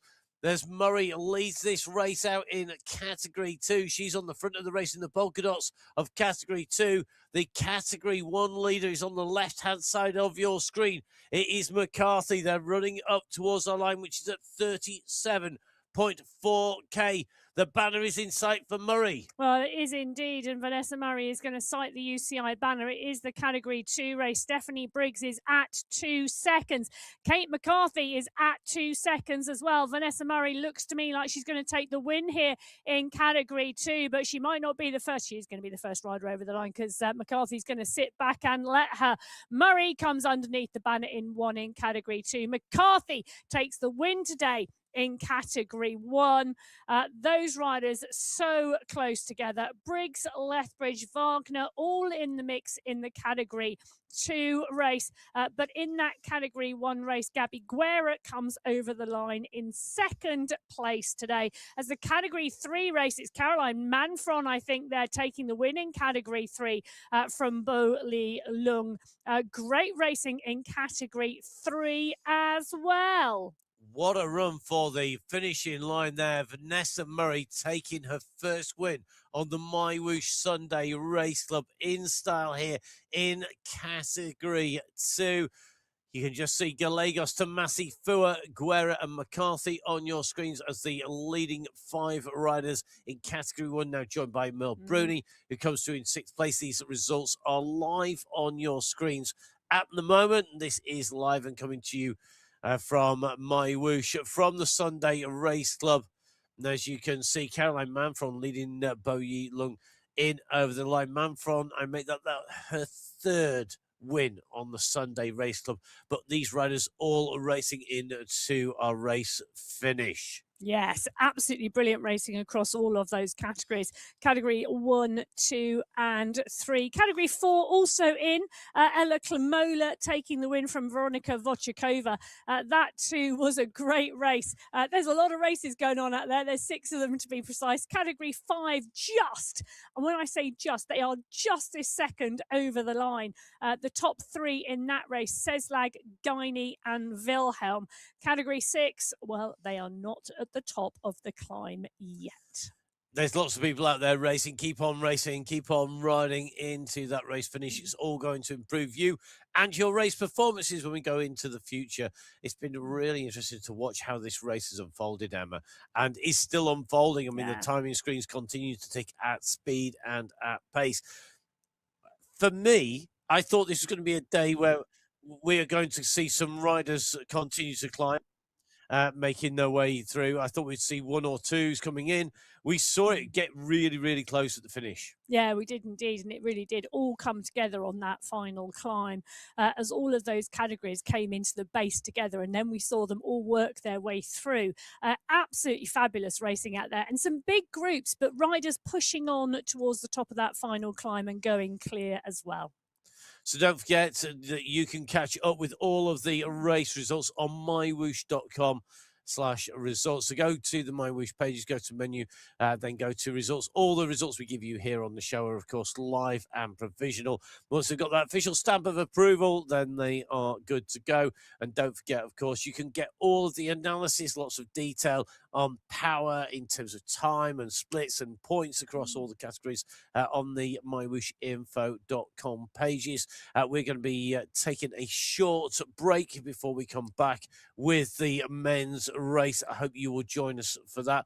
As the men head across to Colombia onto the Alta de Aguila, they're going to be getting flashbacks to our climbing day on the MyWhoosh Championship, as our last climb, our only climb of the day, is actually the first climb from the big mountain day in the championships. Emma, any predictions for the men's race? Are we going to see ones and twos, or is it going to be a little bit of a sprint? Oh, I think we could well see a sprint at the end of that climb. It'll be amazing. And let me just update everybody, because our winner in category 6 has literally just come across the line. Congratulations to Bridget Bremner, going clear of the rest of the field on that climb. So those riders coming in and through. Don't forget, make sure you follow at MyWhoosh for all things MyWhoosh, from training, racing, along with escaping zombies. Don't forget to follow at MyWhoosh Racing for Emma, myself, and Hayley. Sim's got a little bit of an update show heading your way very soon, and so do give us a follow on there. You can follow Emma, it's at biking_Emma, and myself, it's at Matt Fixer Payne. We are going to get that break in, and then we'll be back for the men's race. Thank you for watching so far today. But from Emma and myself, don't go anywhere. We'll see you soon. Until then, Goodbye.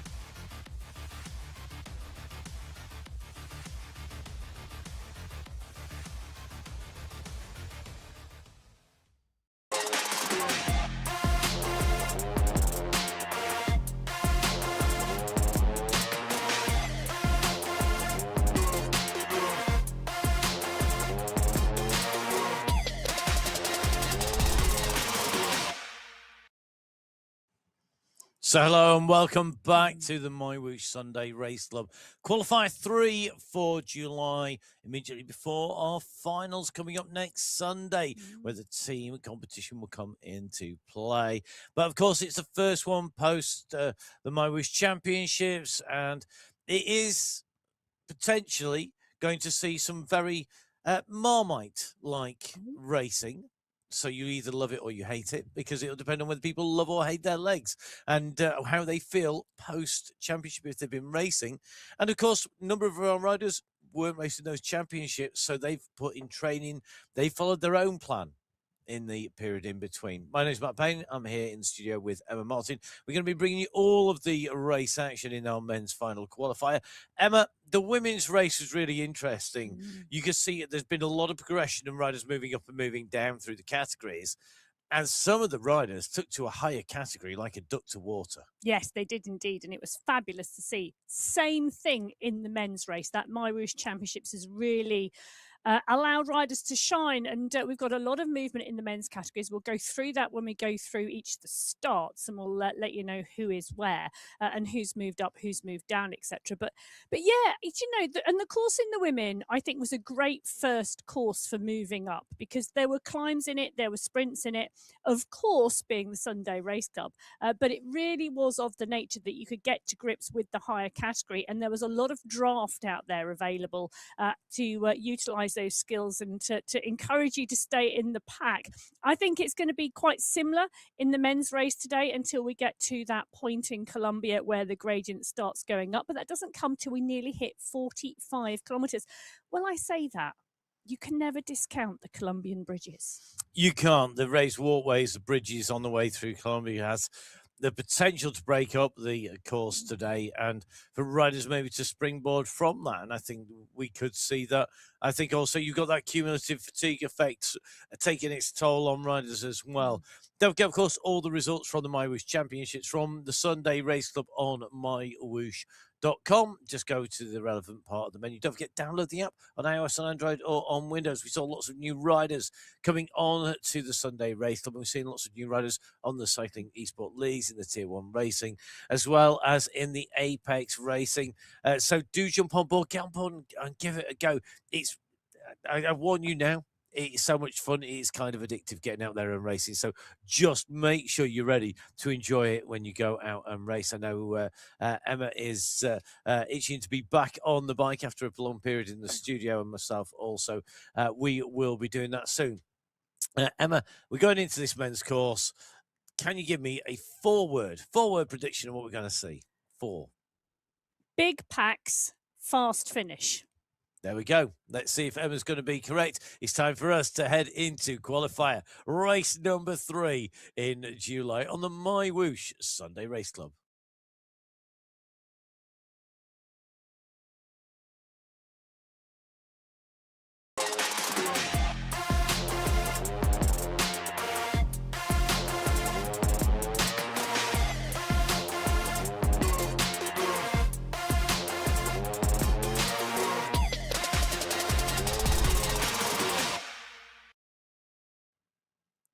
So welcome to the MyWhoosh Sunday Race Club qualifier race number 3 in our men's race. Our women's race already taking place. If you haven't watched it, do make sure you go back, give it a watch. Very, very interesting racing on the way through. And here in the studio, well, it's my turn to throw the curveballs at Emma, that she doesn't know what's coming. I'm going to throw another curveball now. Emma, in terms of racing on these routes, the Colombian world is my favorite world, despite all the climbing.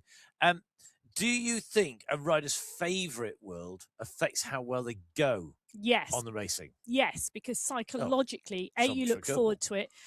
B, you're geared up for it. And C, you just feel good because you're where you love. Well, Colombia, the Alto de Huila, is where the men are racing today. 50.3 kilometers of racing, 492 meters of climbing.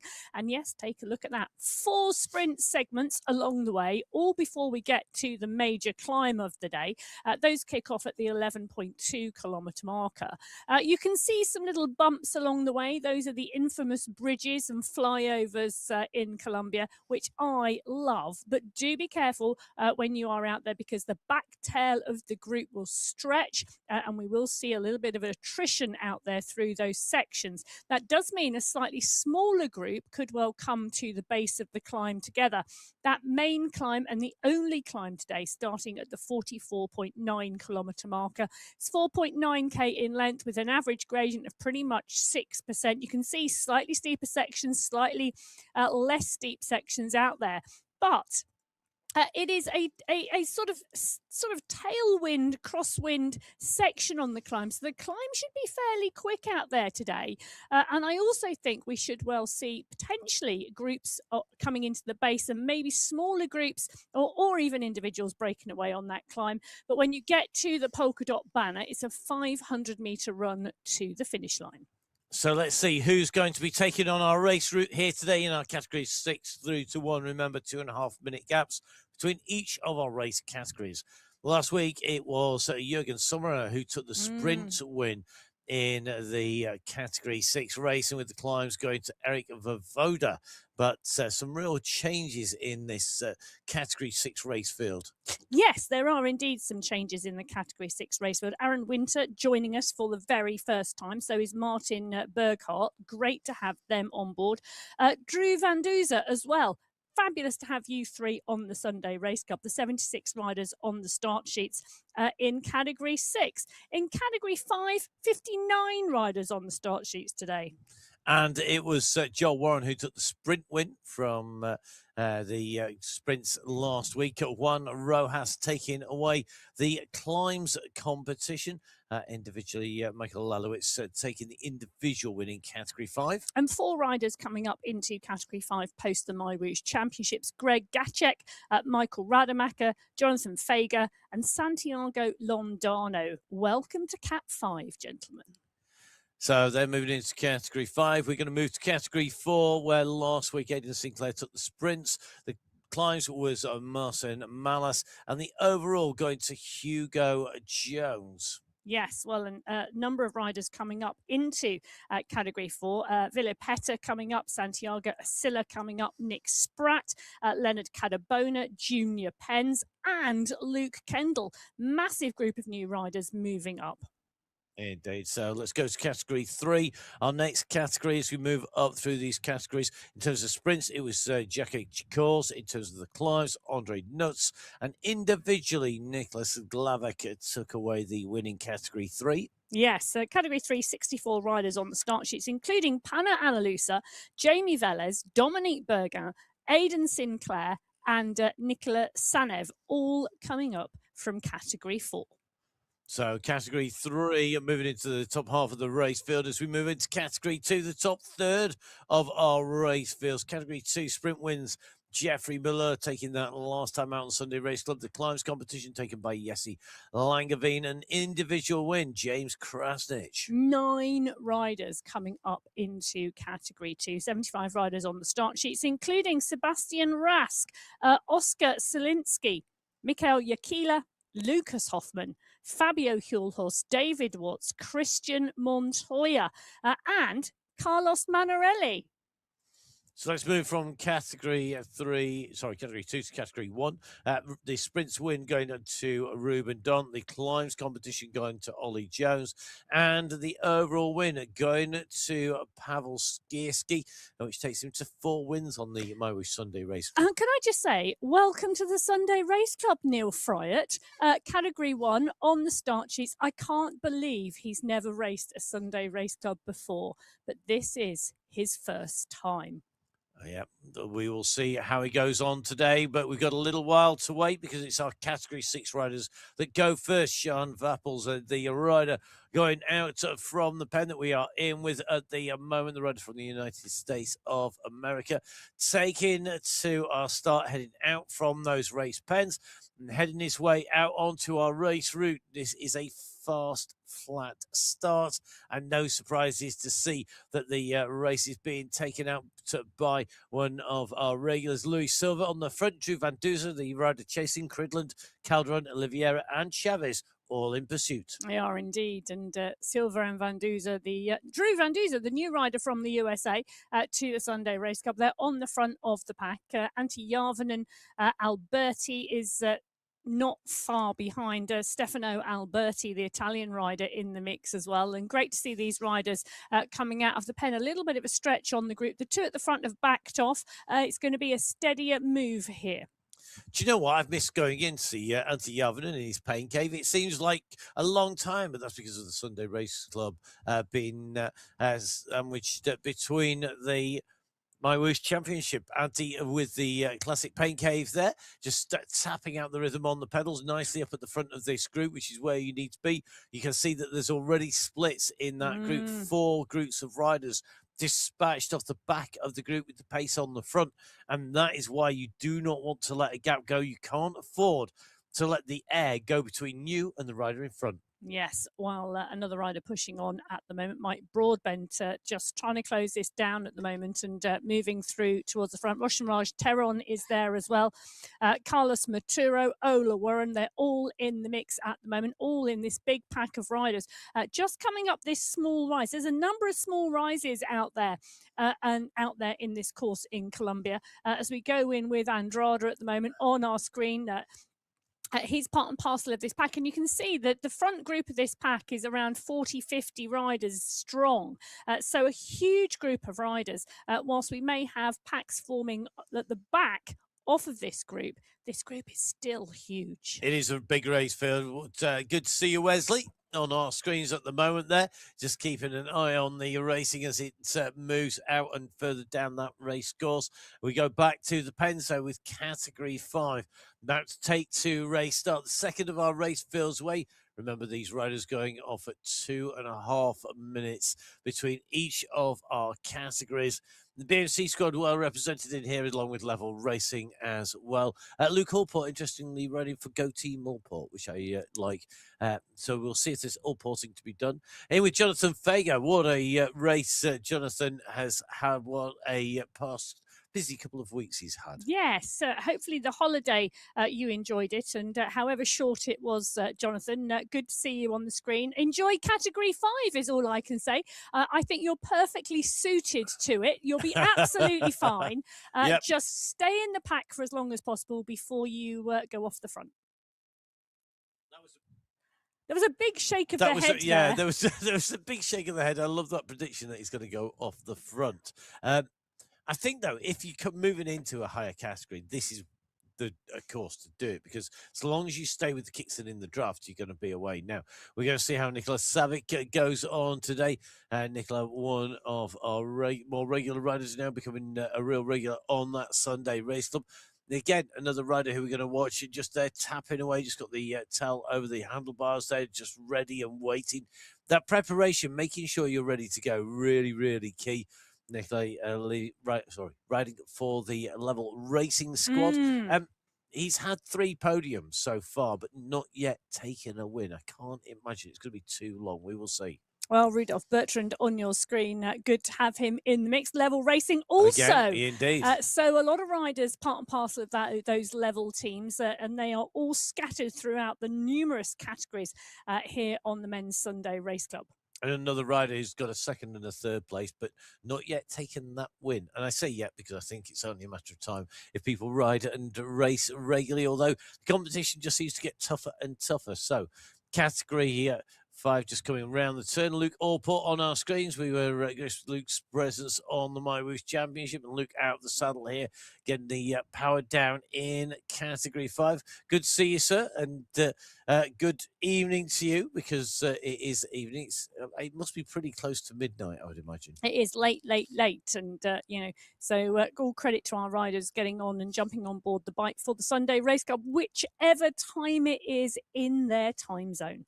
Well, category 4 are up and out of the pen. Carlos Alvarez is one of the riders we are in with at the moment. He's moving right towards the front of the pack. Alvarez, one of our Colombian riders. It'll be early doors there. Early doors, that's a great phrase. It is early doors indeed. It's early in the morning, I think, in comparison. Alvarez just leading this group out. The rider who's taken a sprint jersey and a climbs jersey. As we go in with Eben Schwartzfort just out of the saddle there, down in the pain cave, leading this race out already. Good to see you, Eben. There's a lot of boxes in the background. Is he moving?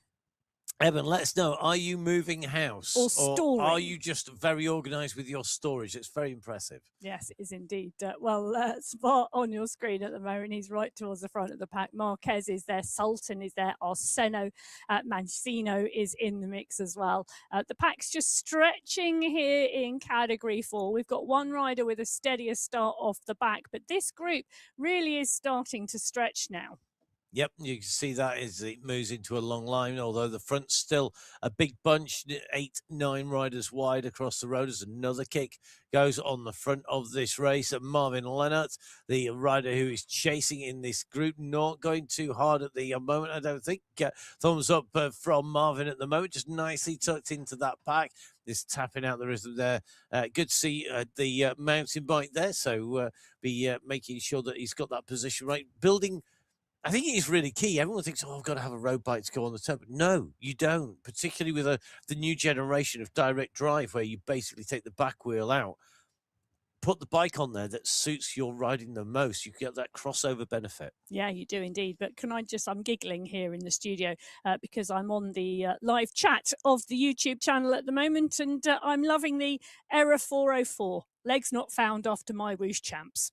Well, if you've not found your legs after the MyWhoosh champs, please look for them out in Colombia today. The climbing casquette is not on the head today. No, but you're going to need those there. polka dots. It is on the top. It's ready to reach to channel the climb. But Francis Pino and Leonardo Graciani on your screens as they move away from the front of the Category 4 pack. Category 3 are down in the pen and ready to go. So Category 3 lead the pens into the top half of our race. Feels like it's heading out onto race route in with Adam Dawson at the moment as we head out from the pen, picking up speed slowly but surely. Dawson, a rider who's taken 4 wins on the Sunday Race Club, a second and 2 third places, and 3 further top 5s in his 26 participations. He's got a great strike rate. One man who knows all about the stats and the strike race is Jakub Wojciech on the front. I'm going to take the opportunity now to say what an absolute superstar he was throughout the entire MyWhoosh Championships, Jakub, because without him, it would have been very difficult to bring you as much information as we did in those championships and every Sunday. So, and he put in a great performance. And he rode really well as well, I know. which is impressive too. So great riding as well by Jakub, as well as being an absolute superstar in terms of looking after the teams on broadcast and on commentary. Meanwhile, in with Juan Quiros, another of our fast starters here at the moment. So good to see Juan on our screens once again, and you get a really good indication there of just the difference in daylight, because there isn't any. Not yet. There's no day. The sun has not risen, but Jean Yannicki on your screens at the moment. He's the rider we're in with right at the front of this pack, and there he is. You can see too the daylight has not come up yet. The light's still on outside. John Brun, Jakub Wojciech, Jean Yannicki, they're all right towards the front of the pack at the moment. Bit of a gap though starting to form here. Looks like we've got 4 riders just dangling off the front of the group. Let me just say, 1 hour, 16 minutes, 28 seconds, the course record in Category 3 on this course. And we're in with one rider who's moved up into Category 3. Good to see Aidan Sinclair on the bike. Looks his usual self. He rarely changes, although there was the odd sign of fatigue starting to come in, I think, by the time we got to the end of the championships. For a young rider, he did look like he'd aged a little. Well, 5 days later, it'll be interesting to see how his legs are today. And having moved up into Category 3, that is going to be the next step on the challenge for him. It is indeed. It is. And I think when you're younger, you bounce back quicker. In theory, we will see. Let's go out with some riders who definitely need to be on the top of their game today, because it is Category 2 who are heading out from our start pen system with Carlos Espina at the moment as we head out of the pens. This big group of riders making the way onto course. Espina with 2 wins, 4 second places, 6 third places, and he's ridden 147 Sunday Race Club, so a big number. Wow. Wow. And can I just say, great to have some of the Sunday Race Club riders joining us on the Sunday Race Club, the MyWhoosh Championship riders joining us on the Sunday Race Club. Great to see that switch over. Slawinski on your screen at the moment, right at the front of the pack here in Category 2, as we continue to see riders go on and over the top. Harvard Gledness has just put in a massive push. Obviously decided that the 75 riders on the start sheets in Category 2 need to wind it up a bit. They do indeed. We just saw Slawinski on your screens, cross-country skier and ski mountaineer, if I remember correctly, and a rider who I think we can expect some big things from on the Sunday Race Club. Interesting, had Giro d'Italia shorts on there. Ooh. At the moment, my favourite stage race. I'm loving that. That's like crossover. Yeah, so when the Tour de France is on, you wear the Giro d'Italia shorts. When the Giro d'Italia is on, you wear the Vuelta shorts. And when the Vuelta is on, you wear Tour de France shorts. No, Giro d'Italia all the way. Okay. Well, Ivan Nuki all the way at the moment, and he's moved towards the front of the pack. Normally, we would expect to see Nuki on the climbs, and they don't come till the end of this race. But at the moment, he's right towards the front of the pack in Category 2. Now, there are lots of really strong riders in Category 2. One of those, Maciej Mendakowicz, holds the course record. He does. We'll see whether Giselle Betty can take it off him. Giselle Betty, our long-time leader in the MyWhoosh Championships in Category 2, took the lead early on in a breakaway with Mistakes 100, then held that lead until we came into the time trials and into those last stages. Great riding from Giselle all the way through. I'd like to say I could take any credit in that by saying to him the pressure was on to take the win, but it's all Giselle's work. He's done an amazing job out there.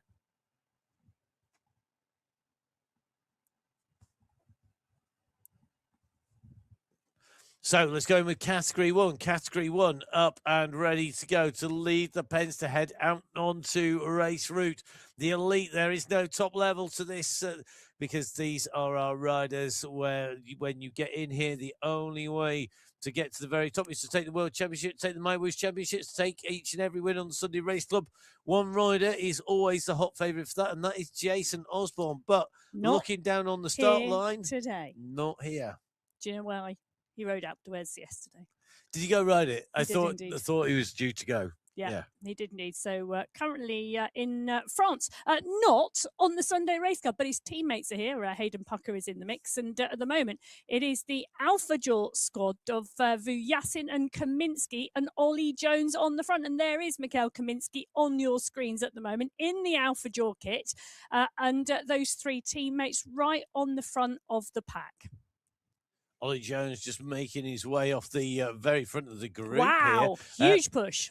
Big kick by Jones. Jones took the mountain climbs competition on the Sunday Race Club. That's seems all the wrong way round. We'd expect him to take the sprints or be up there on the overall, but he took that climb and already going hard on the front. Bjorn Andreasen looking to go with him here. Now it's about what happens behind, who chases, who doesn't chase here. Jones on the front. And Andreasen's going to make contact and go over the top. Well,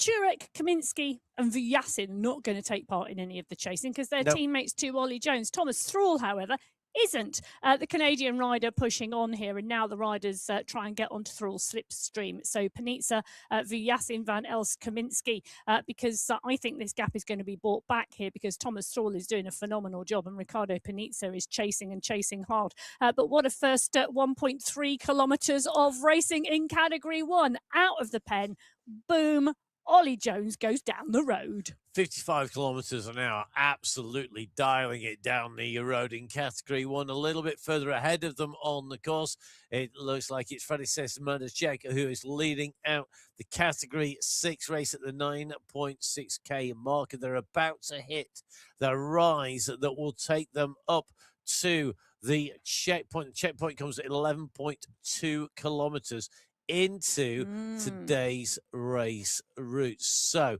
interesting. Warren already in the mix there. Ola Warren just holding position. So is Broadbent. The sprinters, I think at the moment, want to be in position. They know they can't afford to be too far back on this group as they keep on driving now. The ascent comes. We're on the rise, 2.5% gradient here as we come up this boardwalk, up this big bridge that spans its way up over the water and on to the banks here. The Aguila in the mix. Broadbent comes to the front. Hadacek is in here as well. Toro and Warren are not losing the wheels. We're in with Aguila, Edison Aguila on your screens at the moment. What can he do here today?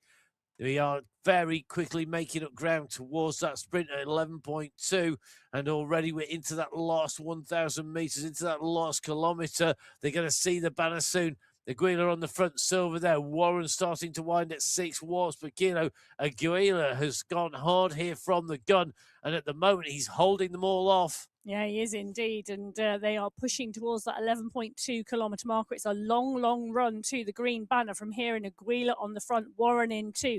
The tailwind is really strong here as they come in towards the banner. So being in the pack, being in the draft, using the draft, absolutely key. Warren pushing on here now and really starts to pay attention.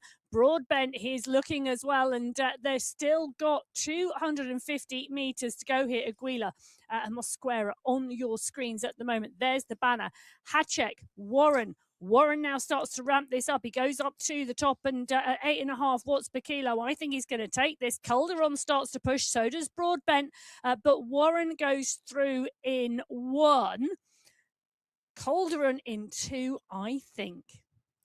I wouldn't disagree with that. I think Warren with that green skin suit, you saw him holding station for so long there, holding and holding and holding the power, waiting to kick.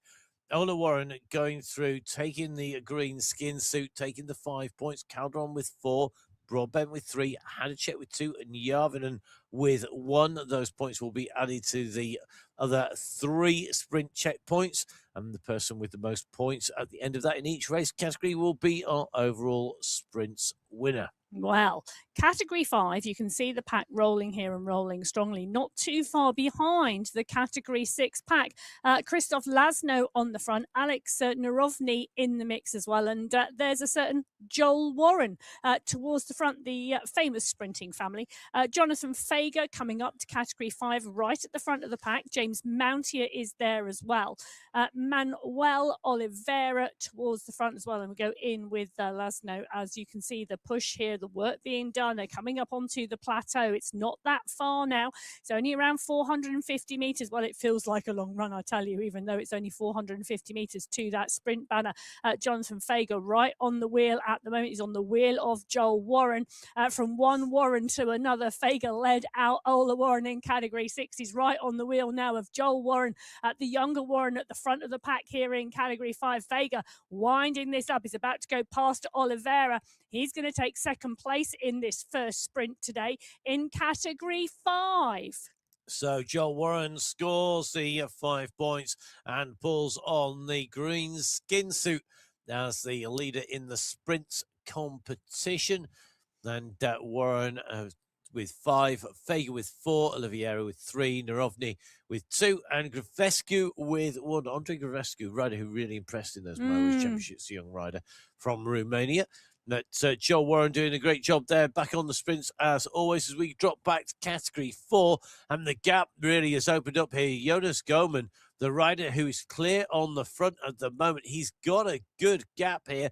The one figure you can see behind his film, Thuft is just ahead of the bunch. That is a huge gap. Yeah, it is indeed. And Goman, the rider who has gone clear at the moment, he's 10 seconds clear of Thuft. Thuft is 3-4 seconds clear of the pack, and it's Graciani who is on the front of the group with Salas and Kendall and Rodriguez. But Jonas Goman here, well, he's still got to hold it for 1.2k if he wants to make this all the way to the sprint banner.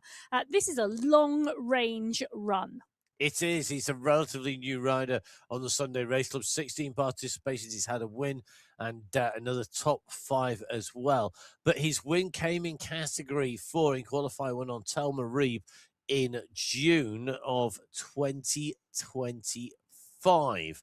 So He's going to be back to winning ways here today. Dangerous rider to let go down the road. He's got a sprint jersey win overall to his name. And at the moment, with that attack, he's still got the gap. Thoof behind, still leading the chase. Malice comes up on his shoulder, but holds station. Salazar, Kendall, Arsenio are queuing up behind. Luke Kendall starting to put the kick in. He maybe thinks that if we go over the climbs, I'm going to be in the right place at the right time. The banner is coming, the gantry is coming. Remember, the sprint line is at 11.4 kilometers. Kendall, who had a good sprint on his way, 11.2 kilometers, had a good sprint, making his way through his Ebersforts. Now starts to unload here. He's starting to wind up. He comes to the front. I think they all know that Goman is likely to take away the front spot. Thuth, though, now gets overhauled by Malice, by Salazar, by Kendall and Ungara as they come towards the line. That final kick has got to come, and it needs to come now. Luke Kendall's gone at 11 watts per kilo. The kick is there. Goman's holding the front. Kendall is coming. He's going to take the rest of the points. Pino, Malice, Salazar, Ungara and Cirillo immediately behind. Goman is going to take away maximum points of the green jersey. Kendall, good timed sprint. Yes. Goman coming through, Kendall in 2, Pino in 3, Malice in 4, Salazar in 5. The push going on the front, and it's just amazing that he held that, and he held that right the way through to the line. But I can tell you, the Category 4 pack going through slightly behind the Category 5 pack. So that probably is what allowed Jonas Goman to make that gap. Well, Henry Yeast has gone up and over the top. Neil Ungara and Francis Pino, Luke Kendall, everybody else now on the back foot, because Henry Yeast is, pushing down through those pedals and trying to go clear of the group. A classic counter-attack move there. And East with that red jersey on in person to match the red hair and the red jersey of his avatar as well, just on the move. He's just starting to make his way around. You can just see overtaking a Category 5 rider that they've caught for 2.5 minutes as these riders make their way out and around circuit. Now, already up on to the top of the plateau, you can just see Bushter leading the Category 3 race. Brooke on the front now. Just stretches legs. Sinclair 6.6 watts per kilo. Hammer 6.7. Brune holding 6.5 here. McKinnon is in the mix. Almeida is there as well. Bushter is yet to jump. Brooke has yet to properly jump. The pack are queuing up behind. Don't put it past somebody coming out of the back of that big pack at speed, but this is key. Sinclair starts to wind. You can see he's out of the saddle. He's sprinting down. He's got the kick. He's giving this absolutely everything. At the moment, he's ahead of Hammer, but Hammer's coming at 12.5, down 13 watts per kilo. Sinclair's got to find another gear here. He's not going to find it. Hammer had the better of him in that sprint. Rasmus Hammer, 13.5 watts per kilo at peak there. Big kick down from Hammer. Sinclair nearly held on, and not quite this time. The points, 5 to Hammer, 4 to Sinclair, 3 to Bushner, 2 to Brooke, and 1 to Almeida. Yes, 51 riders in the leading group in Category 3, led through by those 5. Really interesting, actually. I'm just taking a little look here. 4 seconds separate the front of the group to the back, and at the moment we've got 2 riders clear here by 5 seconds in Category 2. Gorshank and Jakila. Jakila just coming up into Category 2 from Category 3. Great to see him in the mix. Jesse Langevin is going to want this sprint though. Langevin on your screen at the moment, and pushing on and trying to close this gap down. There's still a kilometre to go. He's got help here because Milan Termerton and Sami Pielta is also our get things correct, Emma, are also in the mix. Interesting. I need a plural. Yes, those riders were on their way in.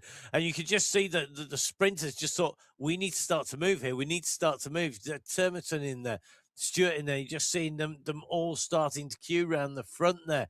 But I think for me, they've realised that they've left the gap too late here. Gorshank and Jakila are clear on the front. Now we start to see the big wind up here. Taylor going at 6 watts per kilo. Masic Mendakovic starting to wind up. Langevins at 10 watts per kilo behind, but Gorjank goes up and through. Is he going to have the power and the pace to hold off Shakila?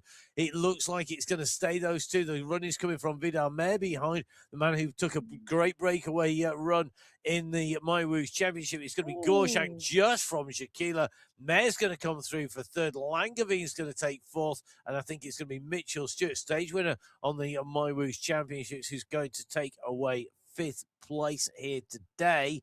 But watch out for any counter-attacks over the top at this stage. Gorjank, Shakila, Mayer, Langevin and Stewart, 5, 4, 3, 2 and 1 points respectively. Yes, and the pace has now come off of the two at the front with the expectation that the pack all comes back together. And when I say the pack all comes back together, that's 58 riders in the leading group in Category 2. Now, in Category 1, Ollie Jones is at it again. They're 900 metres away from the sprint, and he's at it because he's chasing Ruben Dont down the road. Vujasin, Paradians, Andreasen, Panizza, Froma, all towards the front of the group. We go in with Lionel Vujasin in the Pain Cave, again in the Alpha Jaw kit, just like his teammate Kaminsky. Jones and Don on the front, very, very active. Vujasin on Paradian's wheel. And this team, they are such a well-oiled unit, as Lionel Vujasin said on the Inside the Race podcast. You know, they've been together so long. They all know each other inside out. They know what they're going to do.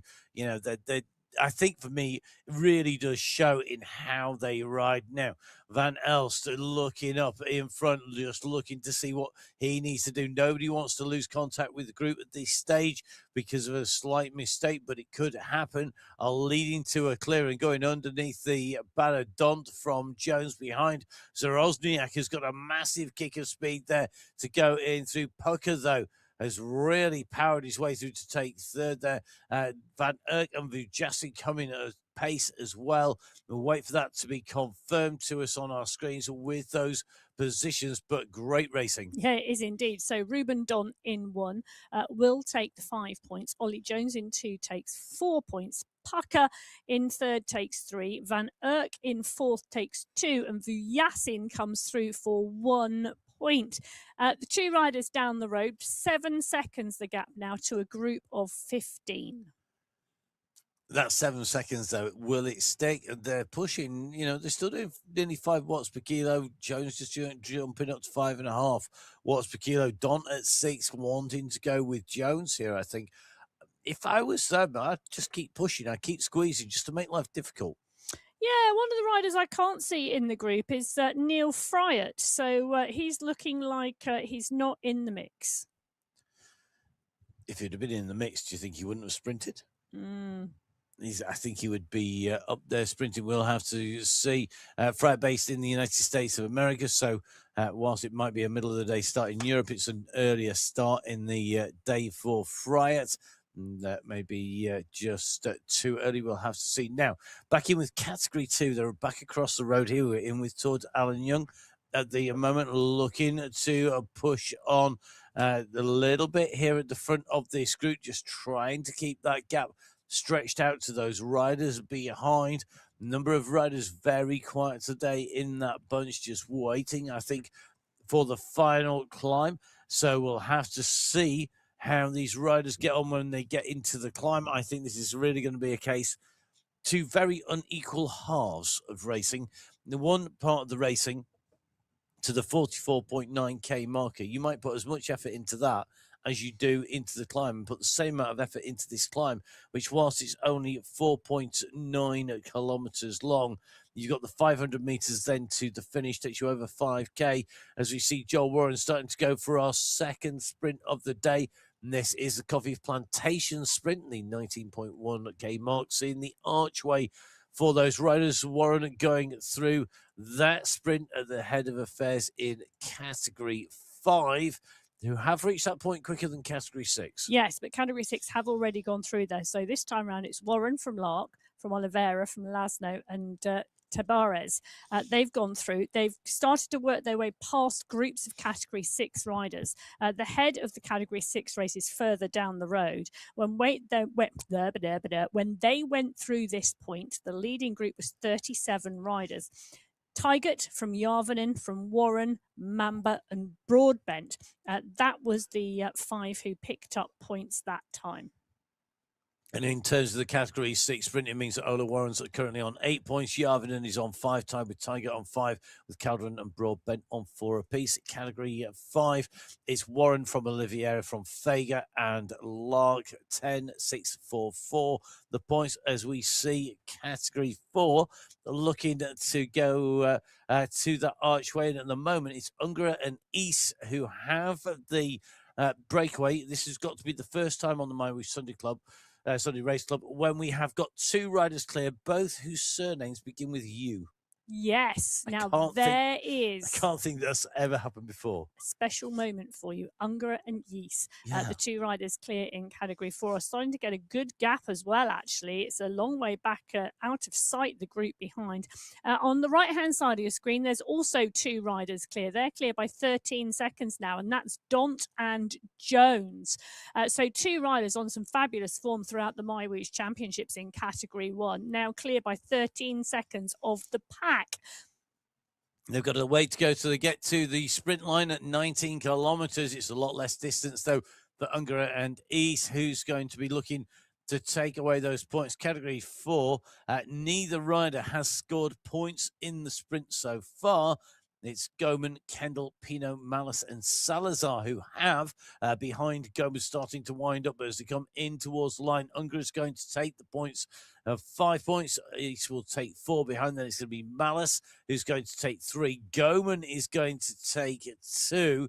And I think Kendall will take 1 point, just bringing clear of the bunch. That brought the pack closer to Unger and East, but it didn't close the gap right down. No, it didn't close the gap right down, but it did close it somewhat. So Ungara from Yeast, from Malice, Goman and Kendall. That means Jonas Goman holds on to that green skin suit by 2 points, because Kendall, Malice and Ungara lining up behind on 5 points to Jonas Goman's 7. That is going to be a tight competition as they continue to move through this race.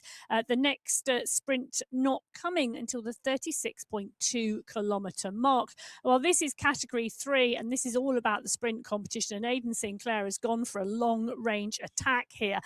He is 700 metres off of the banner, and he's dropping down onto those bars on your screen at the moment because he's dialing it towards the Coffee Plantation sprint. Timothy Brook, Rasmus Hammer are all going to need to pick up the pace if they want to close down and hold on to those points. If we just remind ourselves, Sinclair went through the first sprint checkpoint in 2nd place to Rasmus Hammer, who went through in 1st.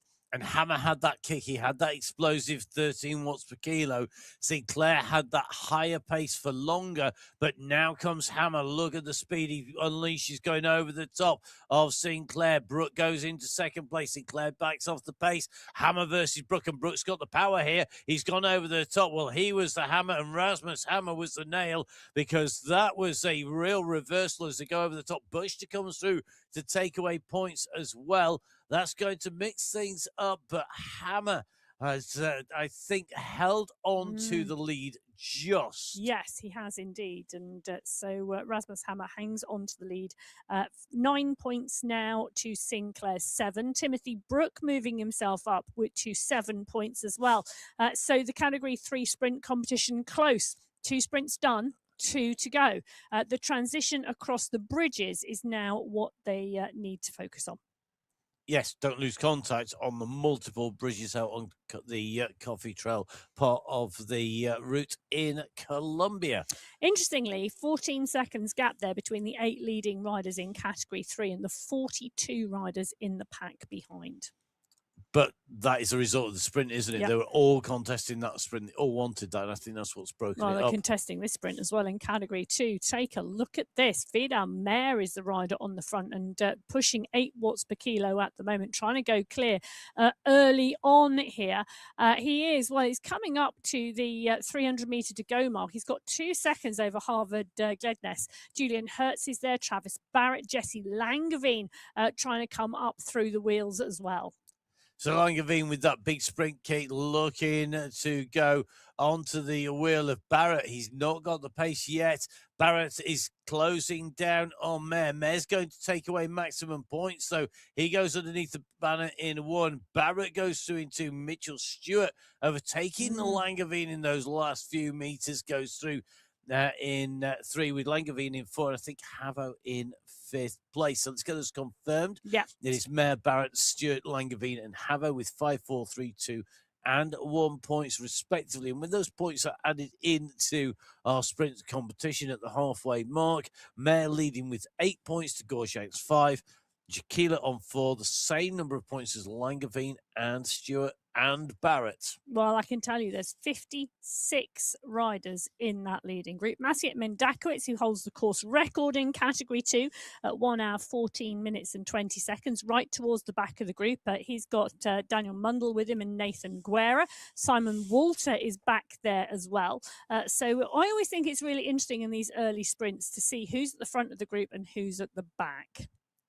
Because it's the key time is when you go over the line. That's when you want to be on the front. At the moment, Ollie Jones just on the very front of the race, right hand side of your screen. Ruben Dont, the green jersey, sitting on his wheel.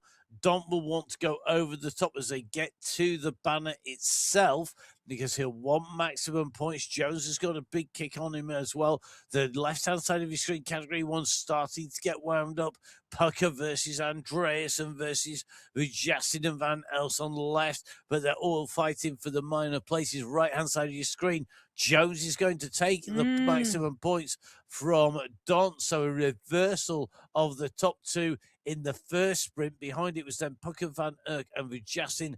Last time of asking, who's it going to be this time around? Oh, Thomas Thrall pokes the wheel out into the wind, but there's not a huge push or any challenge from behind. It looks like they're going to let Thrall roll through there. Vujasin, I think, and Froma may well pick up points, and it's going to be interesting to see where those points go.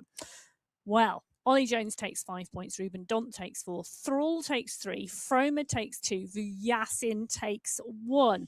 The sprint overall has Dont and Jones tied on 9 points, and then a big gap back because everybody else is sat on 2 and 3.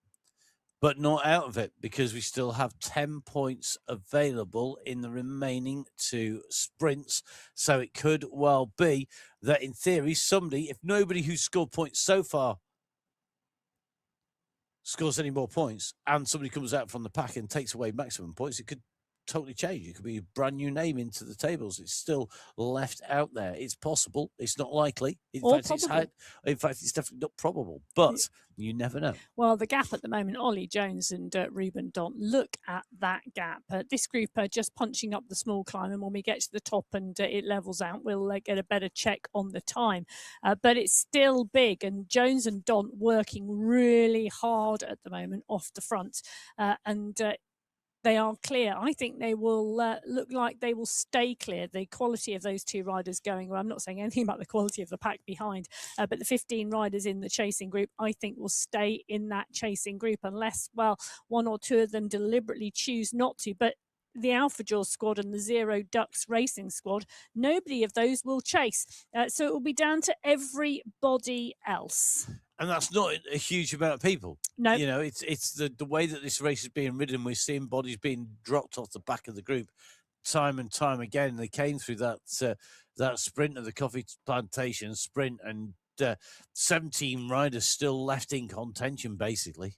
It's not a huge amount at all in Category 1.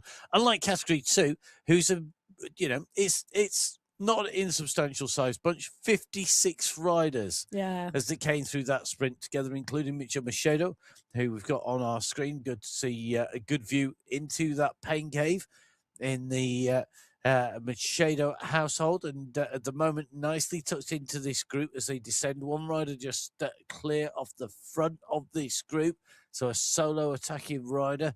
I think it might even be 1s and 2s, just taking a look up the road, because we are starting to catch a number of riders as well. Yeah, we are indeed, and starting to work their way through the earlier starting race categories. Category 2 rolling nice and strong here as they're coming up towards the next bridge. Lots of bridges out here in Colombia from the 20-kilometre marker when they really start, and they're short, sharp, little punchy sections, and you can see it exactly. Beautiful shot there of what the riders face out on course, and short, sharp and punchy. They do kick to around 5-6%. There you go, kicking straight up to 6.5% there, and you can see the lift in pace. We're in with Phil Graves at the moment, jump to zone 6, and then we'll drop back down as we go down and over the other side. Does make for a great session if you're out riding in MyWhoosh, to go out on the coffee plantation route in Colombia and to have a steady zone 2 ride, punch up and down over the bridges. It's a nice little ride. Yeah, I agree. I think it's great. It's great training without realizing it's training almost, because it's the way that they fall. It's really well designed, and it's one of those things where the designers can design a route to do exactly what they want. They can make it work for them. Now, in with Khan and Ken, two of our really strong riders. It's good to see Khan here today on our screens. Hope all is good in the Ken households as we see Khan nicely tucked into this group. He'll be looking to come to the fore, I think, when we hit the climb. It's just about energy management at the moment. Yeah, it is. Well, Mitchell Stewart is managing his energy, interestingly, because he's 6 seconds clear of the group and pushing on at the moment. The group behind not responding. The pack will roll strongly through this section, though, because of these bridges. And one or two of those bridges, there's a headwind out there. Interestingly, that Mitchell Stewart has chosen to go clear of the group rather than sitting in. Maybe he's expecting no real chase from behind. Kamadeva, one of the riders new to the MyWhoosh Championships and new to the Sunday Race Cup, a handful of races under his belt. Great to see him here. Yeah, definitely another rider who's been ever present on our screens in person as well as in avatar form, and definitely a rider I'm looking forward to. I think we're going to see some great progression from him as we move through the racing. I think a really interesting rider to see how his journey goes on MyWhoosh. And that's one of the great things about MyWhoosh. We get to see people's journeys and their progression as they continue to race and continue to improve. Simon Walter in our leading group of Category 1, just nicely tucked up near the front, keeping out of trouble.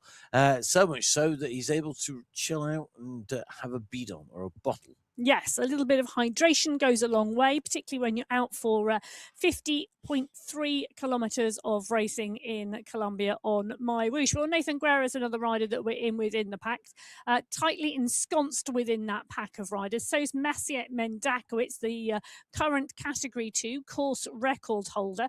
There he is on your screen at the moment, and just taking the opportunity for a little dry down. Mundell, Barrett, Hulhorst all around him. The pack rolling over the bridges again.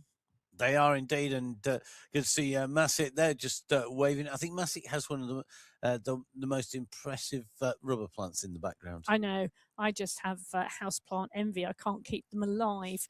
I'm giving up now. But Järvinen on the front of the Category 6 pack, and you can see it just come up and over one of those bridges and just dropping down the other side into the Super Tuck. Thank you very much for demonstrating that beautifully, Mr. Järvinen. Absolutely wonderful to see. Sarro, Gibson, it's hard work on the up, wasn't it? Just taking the opportunity to come on the descent there and to drop his heart rate. It's a fabulous thing, but you do need to practice it. You do need to get out and ride and practice using the Super Tuck. You've got to get the going into it and the coming out of it particularly correct, because you want to use momentum at the right time to drive on. And I would also suggest you don't just practice it in a riding situation. You join some races that deliberately have courses where you can practice the Super Tuck before you do it somewhere where you really want to. Well, where it really counts, like Sunday Race Club. Don't forget, lots of great racing on MyWhoosh. Sunday Race Club, the top of the tree. We have the UCI World Championships. the top one-day race. The details of which have been released. The basic framework has come out from the UCI. We have the MyWhoosh Championships, the stage race championships on MyWhoosh. 7 stages over 8 days that we've just had. We have our Sunday Race Club each and every Sunday, 52 weeks of the year. The Sunday Race Club marches onwards, and the riders making their way around racing for the huge prize fund across the men's and women's races in that as well. Below that, then we have the Apex Racing League, as well as the Cycling Esports League, as well as lots of great racing in our Tier 1s events, from the Rampage Racing right the way through quads and so on. So definitely worth jumping on board. You don't need to go through all the hoops of Sunday Race Club for the standard Tier 1 events, but heart rate monitors are a must. Do need to know that you're putting out that performance. Yeah, you do. So our riders now and our racers progressing towards the second half of this course today here in Colombia. We're on the Alta de Aguila course.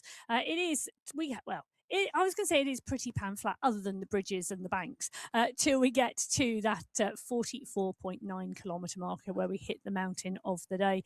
It is a Category 1 mountain out there, so it is a big climb to finish. All 4.9 kilometres of it. The Category 3 bunch are at the 27.5 kilometre mark, and you can see we've got a group of 5 riders clear.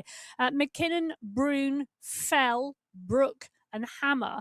They're 9 seconds clear of the group behind. In terms of that Category 3 group, there were 50 riders together when we went through the coffee plantation sprint at the 19.1 kilometre marker. We've got 1 or 2 riders dropped off the back of the main bunch, and we've also got Category 4 riders starting to be swept up into that main bunch. But expect that to be around 40 riders strong as they're coming towards the Wax Palms sprint, but they make the turn. That's so sneaky, isn't it? You can see the sprint banner, but then you have to turn around and do a loop first. Nick Scolari on our screens. Good to have Nick with us. Definitely a man for this race route. Do you know, I don't know Nick's palmares on this race route off by heart. My apologies, Nick. Can't do that for every rider, I have to say.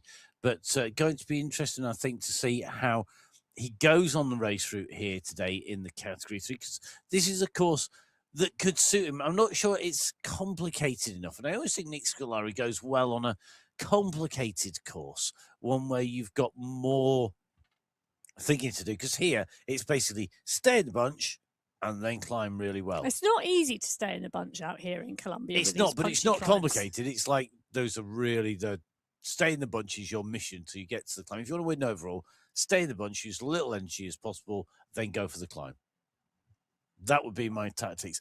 Nick Scolari, currently the Australian Masters champion, 8 wins on the MyWhoosh Sunday Race Club, 6 second places, 4 third places, 3 further podiums in 96 participations. Not quite his century of racing. I was just taking a little bit of a look at when he's taken his wins, and they've been on complicated courses. They're on courses that are not just 2 tactics. Well, I'll tell you what's moving in Category 2 at the moment, and that's Phil Graves and Mr. X100, the riders pushing on there. Gladness is the rider with them. So 3 riders going clear, up and over that punchy bridge. Now, interesting choice there, because they drop down on this transition and then they go up and over another short, sharp climb in quick succession. So Graves, X100 and Gladness, the 3 riders going clear. They're 7 seconds clear now of the bunch behind, and interesting to see who's moving towards the front of the bunch now. Nuki is there, Betty is there, Guerra is there, Alunjung is there, Fournier is there. So a number of really strong riders starting to come towards the 4 of the Category 2 group, as we see 3 riders just punching up over the next bridge. 455 is the number. 455 is the number of participations for Mr. X100 and Phil Graves added together. You've got some serious experience on the front there.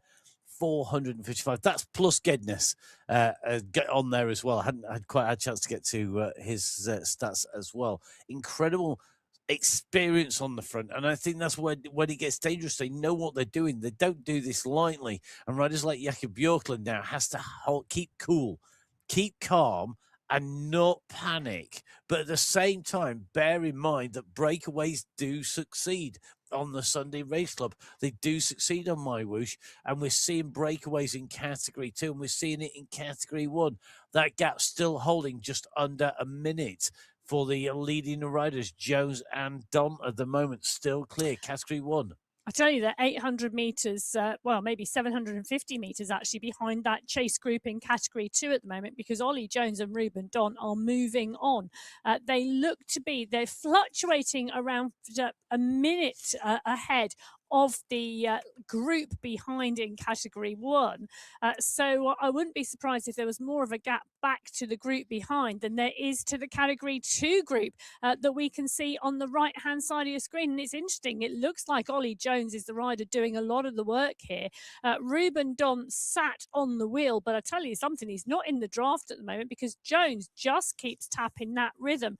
So Don now starting to move, starting to close down the gap to Ollie Jones, and you can see that now he gets into the draft, and that's exactly what he's looking for. And there is the use of the steering to try and break the draft. That's one of the key things to remember here. The riders can steer to the left or the right-hand side of the lane effectively, the race route, and just try and break that draft if they wish to. If they make it too obvious, though, they will give the game away to their breakaway companion. And I think that's one of the subtleties here. If these two riders think that one or the other is not working together, then that cohesion goes. They end up, just it not being a great breakaway because of that. And I think you've got to be really careful about how much you give away of your movement. So breakaways in Category 1, Category 2. Let's go to Category 5 and 6 at the moment. These are mahoosive bunches at the moment. And just a quick reminder. Steady state riding. Yeah, they've got to get to 35.2k for the next of our sprints. Then after the 35.2k mark, it's 39.4. And then you've got another sort of 5.5k to get to the start of the climb proper. So these riders could be out there a while if they just keep riding at level 2. Zone 2, it's chattable.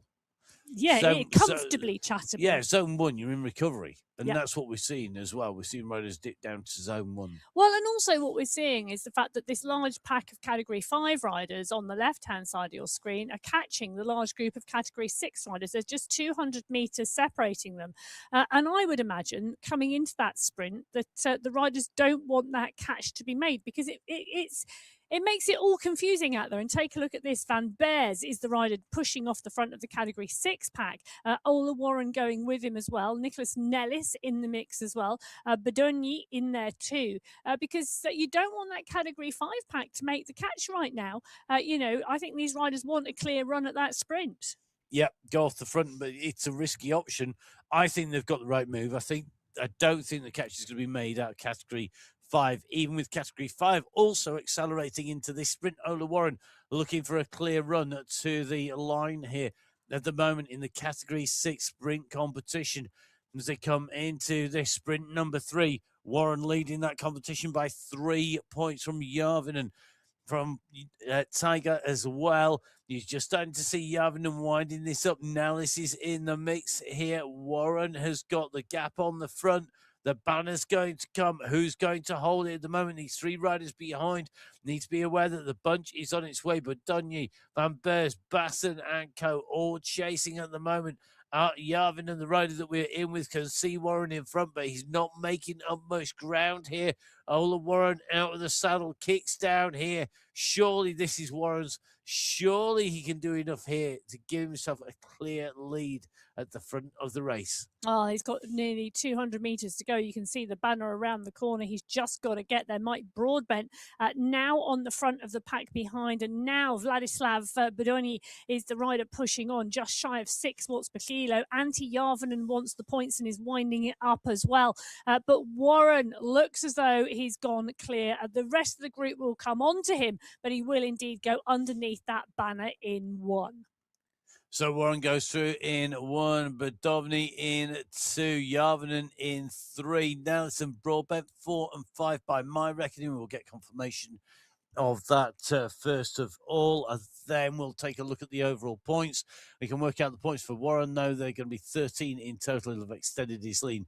Warren with 5 points, Badoni with 4, Yarvinen with 3, Nellis with 2, Broadbent with 1 point. As Joel Warren in category 5 goes underneath the banner to pick up 5 points, 6 seconds clear of Jonathan Criddle and Alex Lark coming through quickly from behind, and Lanson Santos as well. So fast finishing there.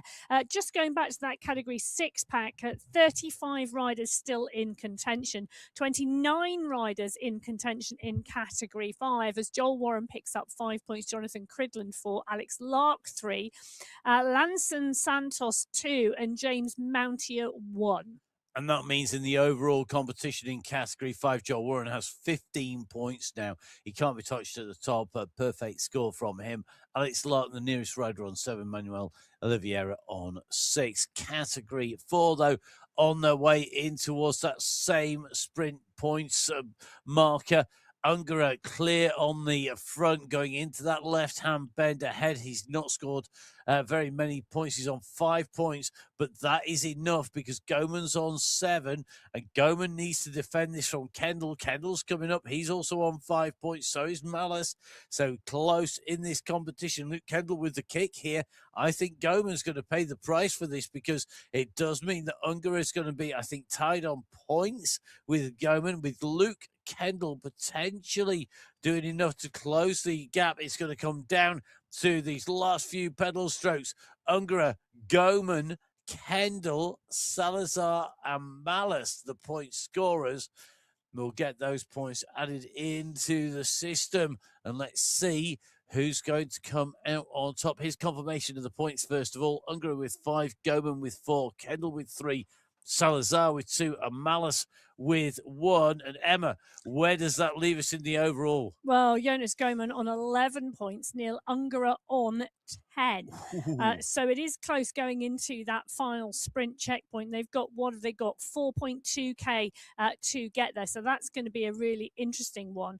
And another note in that category 4 pack, 44 riders still in the leading group as we drop in with category 3 and category 2 who are coming in really, really fast from behind. So category 3, I think, are going to get through the banner just before the category 2 pack come in. But it's Mark McKinnon who's gone off the front. Rasmus Hammer is coming through quickly. So is Timothy Book and John Brune. Well, I might be eating my words because the category 2 pack are really, really hot on the heels. So Rasmus and Brooke go over the top. Brooke was absolutely flying. He took the last sprint. Hammer took the first sprint. Brooke has got the lead here, so it's going to be 2 wins to Brooke. Hammer will have to content himself with 2 second places and 1 win. It means that there's going to be changes because it was Hammer with 9, Sinclair and Brooke with 7 points respectively, but Brooke, Hammer going in through. Meanwhile, category 2 going through as well. Stewart absolutely driving for the line there.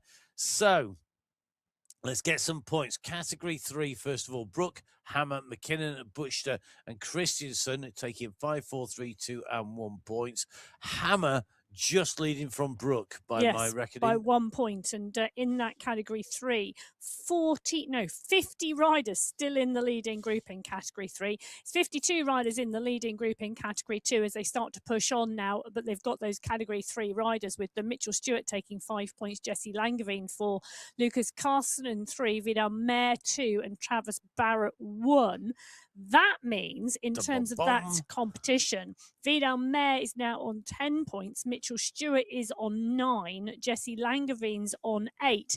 1 sprint to go in category 2. And now look, it's David Nitko and Maciek Mendakowicz on the front of the pack. Dangerous, dangerous duo. Always somebody prepared to take up the running in category 2. As category 1 come in towards the sprint. Ollie Jones at the moment leading out from Ruben Don at 10.5 watts per kilo, but Jones has unleashed his big power sprint. He's gone at 12 watts per kilo. You can see he's hovering around about those 800 watts marker there as he came in through.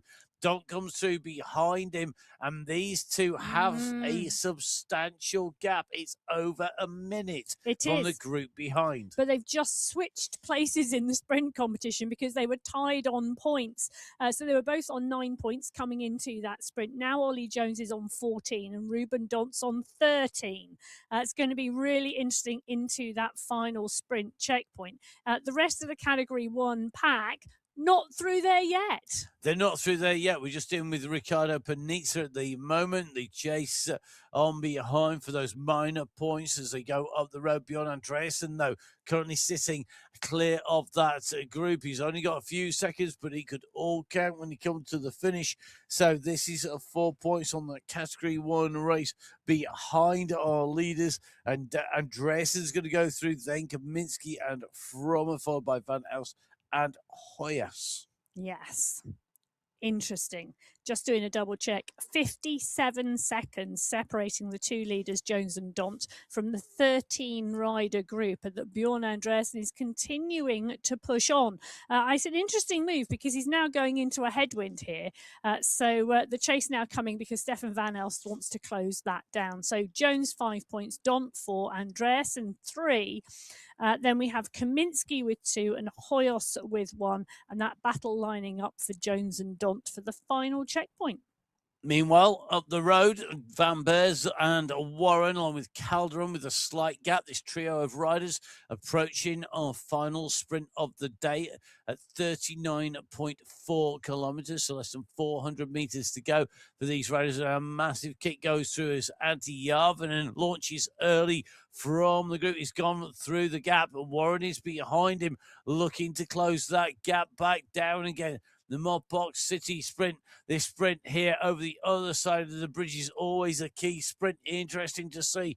Järvinen has got the gap. Warren is behind. He's trying to come at him. Järvinen's aware of it, but has he got a response? Look at the speed of Warren. Warren's going to come over the top. That is going to come down. That's a photo finish if I ever saw one. So Warren and Järvinen, that's going to be a very close run for the line. Dumas, Calderon, and Jaakonsaari also comes screaming through. Yes, and Ola Warren takes that from Järvinen, Calderon, Dumas, and Jaakonsaari. So 35 riders going into the base of the climb in Category 6 together, and Ola Warren taking the overall sprint. Joel Warren doing the business in Category 5, so the younger Warren also with those sprint legs performing today. Lark and Santos battling it out there for second and third, but Joel Warren, no contest at all. He took the maximum number of points in each of those 4 sprints. Clean sweep by Joel Warren there, 20 points. Nearest rider on 11. Big gap. Okay, the next set of riders to get there should be Category 4, and Neil Ungerer is the rider left in the race lead at the moment. He's 16 seconds clear of Kendall, Salazar, Goma, Malskadis, et al. Behind him, and this now going to be pretty key. The Category 4 race, Goman leading 11 points to Ungerer's 10, so it's all going to come down as to who takes it behind. Goman's coming out this.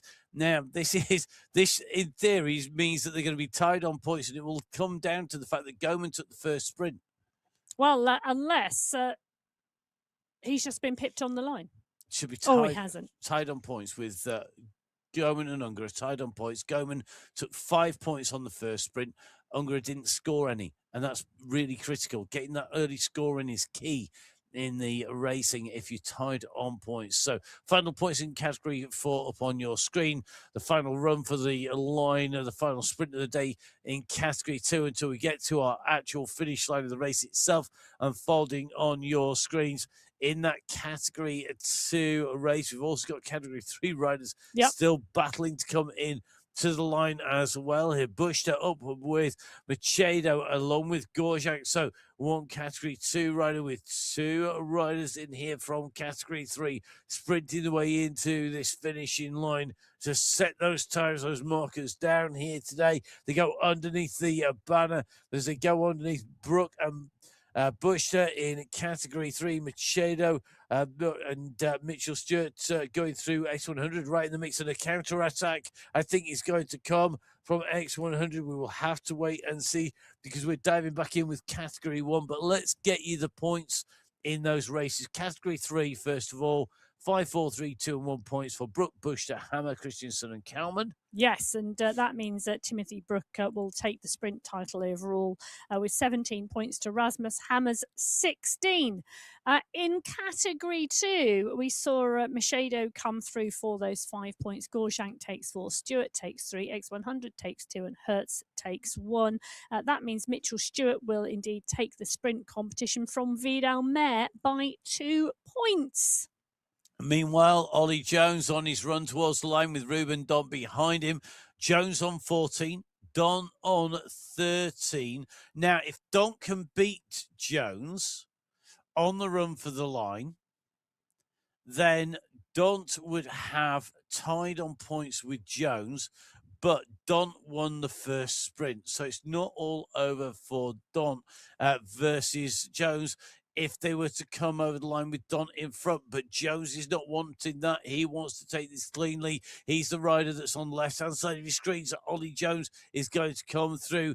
And does he now continue to push? Because he's lost Dont off the back, the front of the main pack. Plantero clear at the moment. Yeah, he is indeed. So Jones in 1, continuing to push towards the base of the climb. He's got around just over 5 kilometres to go until the base of the climb, and then, well, 5 kilometres of climbing. So he's around 10 kilometres from the finish. Take a look at the pack. This is the Category 1 pack rolling behind. We're going to get a time checkpoint very, very shortly, but the Category 1 pack rolling and rolling strongly as we continue to push. So the Category 1 pack not at that checkpoint at the moment. They're going to come around that left-hand corner and they're going to continue to move. Now, Mikel Plantero pushes on from the front. Bjorn Andreasen in 2. Daniel Hoyas in 3. They're looking for the points in the competition, even though it's been wrapped up behind Plantero, Andreasen, side by side at the moment. Hoyos is there as well. So is Kaminski. They are continuing to push.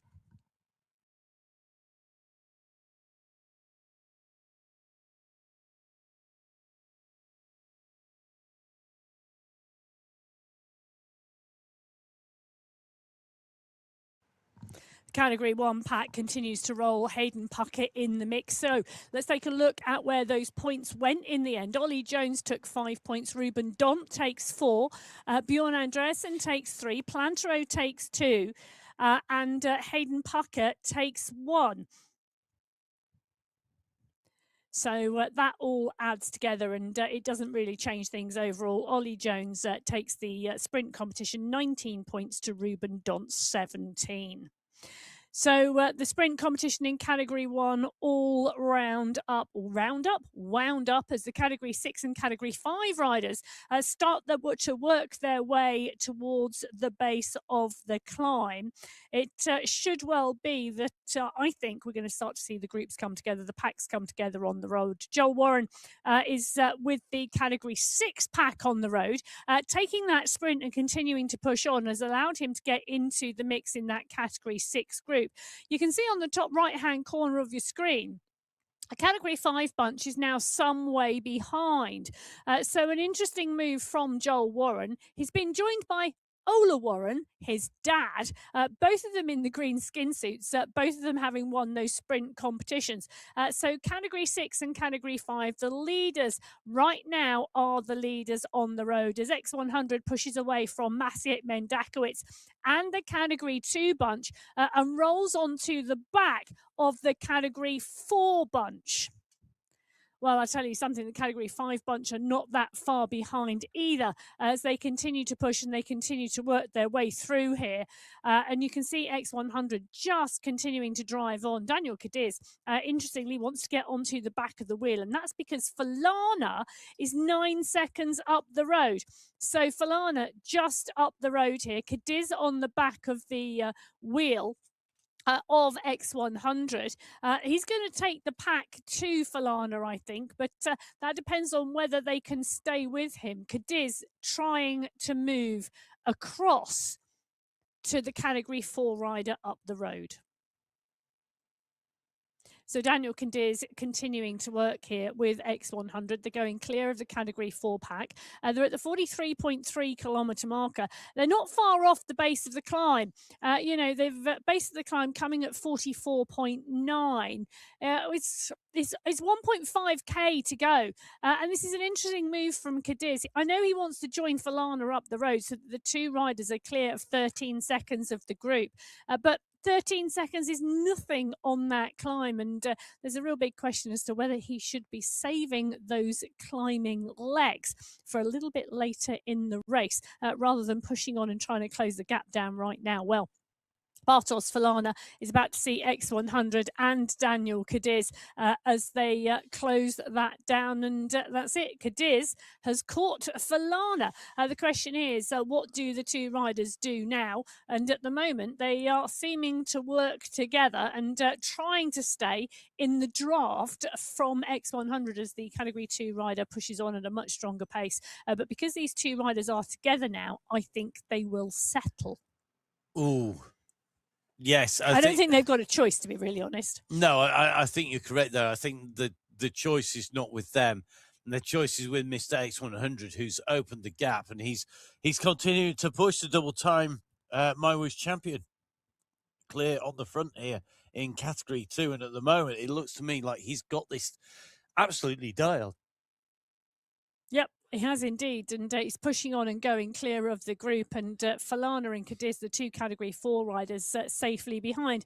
Dorvid Nitko and Marcin Trojanowski in Category 2 on the front of the pack. As we drop in to the front of the race now, and Joel Warren in Category 5, leading that Category 5 race, has now gone clear of the Category 6 pack as he sets his own rhythm now on this final climb of the day. Interestingly, behind Mike Broadbent and Ola Warren, Marco Saro at the front of the Category 6 race. But I'll tell you something, let's take a look at the course profile and just check where we are.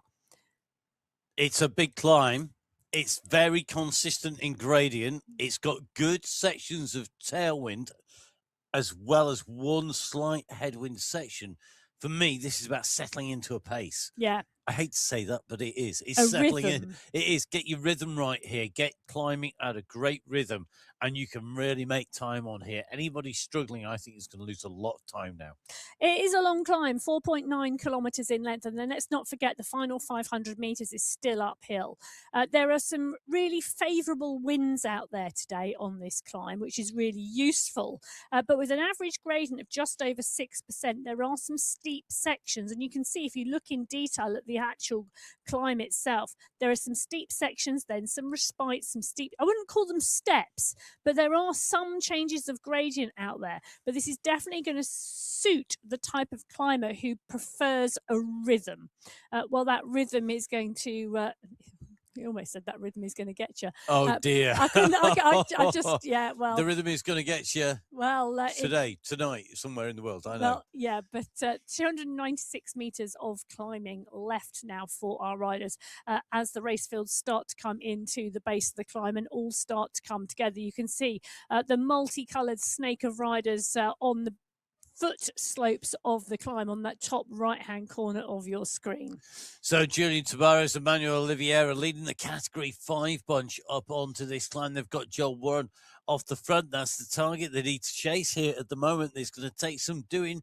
Roy in here, we've got Bulgarin in here, Narovny in here, Brown in here, Makielek in here, Gravescu as well, Rademacher is in the mix. This is going to be now about who has saved the most energy, who's got that rhythm right, who can propel themselves up these slopes, which are at the moment fast approaching 6%, in fact now hitting 6% gradient. The average gradient is 6.1% on this climb. It's a really tough climb to ascend. These riders at the moment, they know they've got to make the 50.3 kilometer mark to get to the race finish, so less than 5k, but what a 5K. Yes, and Gregor's Kubiak on your screen. You can see they're up and out of the saddle, dancing on those pedals. Now, at the front of the race, Joel Warren in Category 5 is still right to the fore, but the fast-climbing X100 is about to get on to his wheel. He's worked his way through Category 5 and the Category 6 pack, and boom goes to the head of the race. So X100 now at the head of the race. Warren and Oliveira, the two Category 5 riders. Then it's a Category 6 pack, then more Category 5 riders interspersed with some Category 4 and Category 2 riders. The Category 1 leader, Ollie Jones, alongside Ruben Dont, have just gone past Mitchell Stewart, the Category 2 rider. So really, really interesting to see where on the race they are at the 45.6 kilometre marker. There's a huge number of riders out there on the mountain. A huge number. There's over 190 riders in front of Ollie Jones at this stage. But it's only 900 metres to the front of the race. They're absolutely packed. Somebody can do the maths, not me, to work that out. I think it's four riders a meter or something stupid on the way up there. We will see as these riders continue to push onto the climb here. Lead of the race, Jones at the front in a breakaway with Don. Would we have expected this at the start of the day? The answer is no. Definitely not on my radar. I don't know about Emma's, but this was definitely not on my radar that we would see such a long breakaway go clear and still hold into this climb.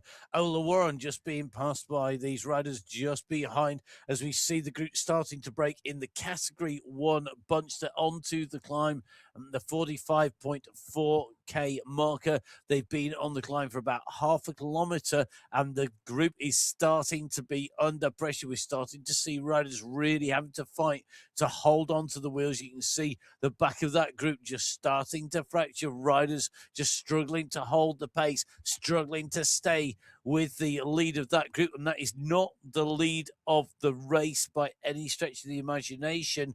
There is still over 600 metres separating Jones and Dont from the Category 1 lead. And I think that is more distance between them and the Category 1 lead than there is between them and the front of the race. Yes, well, Lyndon Milostic, Lionel Vujasin, Stefan Van Elst are the riders climbing strongly behind, and they're climbing all the way to the top now as we watch the Category 2 battle progress, because X100 has gone up the road. He's 21 seconds clear at the moment on the climb. Dorvid Nitko and Masit Mendakowicz are chasing, and you can see the chase going on here. Mendakowicz is on some great form. He holds the course record here for the Category 2 race. Dorvid Nitko's been on brilliant form, and he is racing really strongly. These two now starting to claw back seconds on X100, who went much earlier before the climb. He does have a tendency to do that. That is a main tactic from Mr. X100. Go early before the base of the climb and establish a lead before you go in. That's what he's done. The gap now starting to come down slightly as Nitko and Mendakowicz are climbing strongly behind. Daniel Marquez is doing a great ride in the Category 3 race, but he's surrounded now by Category 2 riders, Nuki, Fawcett, SS, Guerra, Mohamed Al Case, all of those riders surrounding Marquez. He's the rider in the dark blue jersey down there of Category 3. It's Category 4 and Category 5 riders in there as well.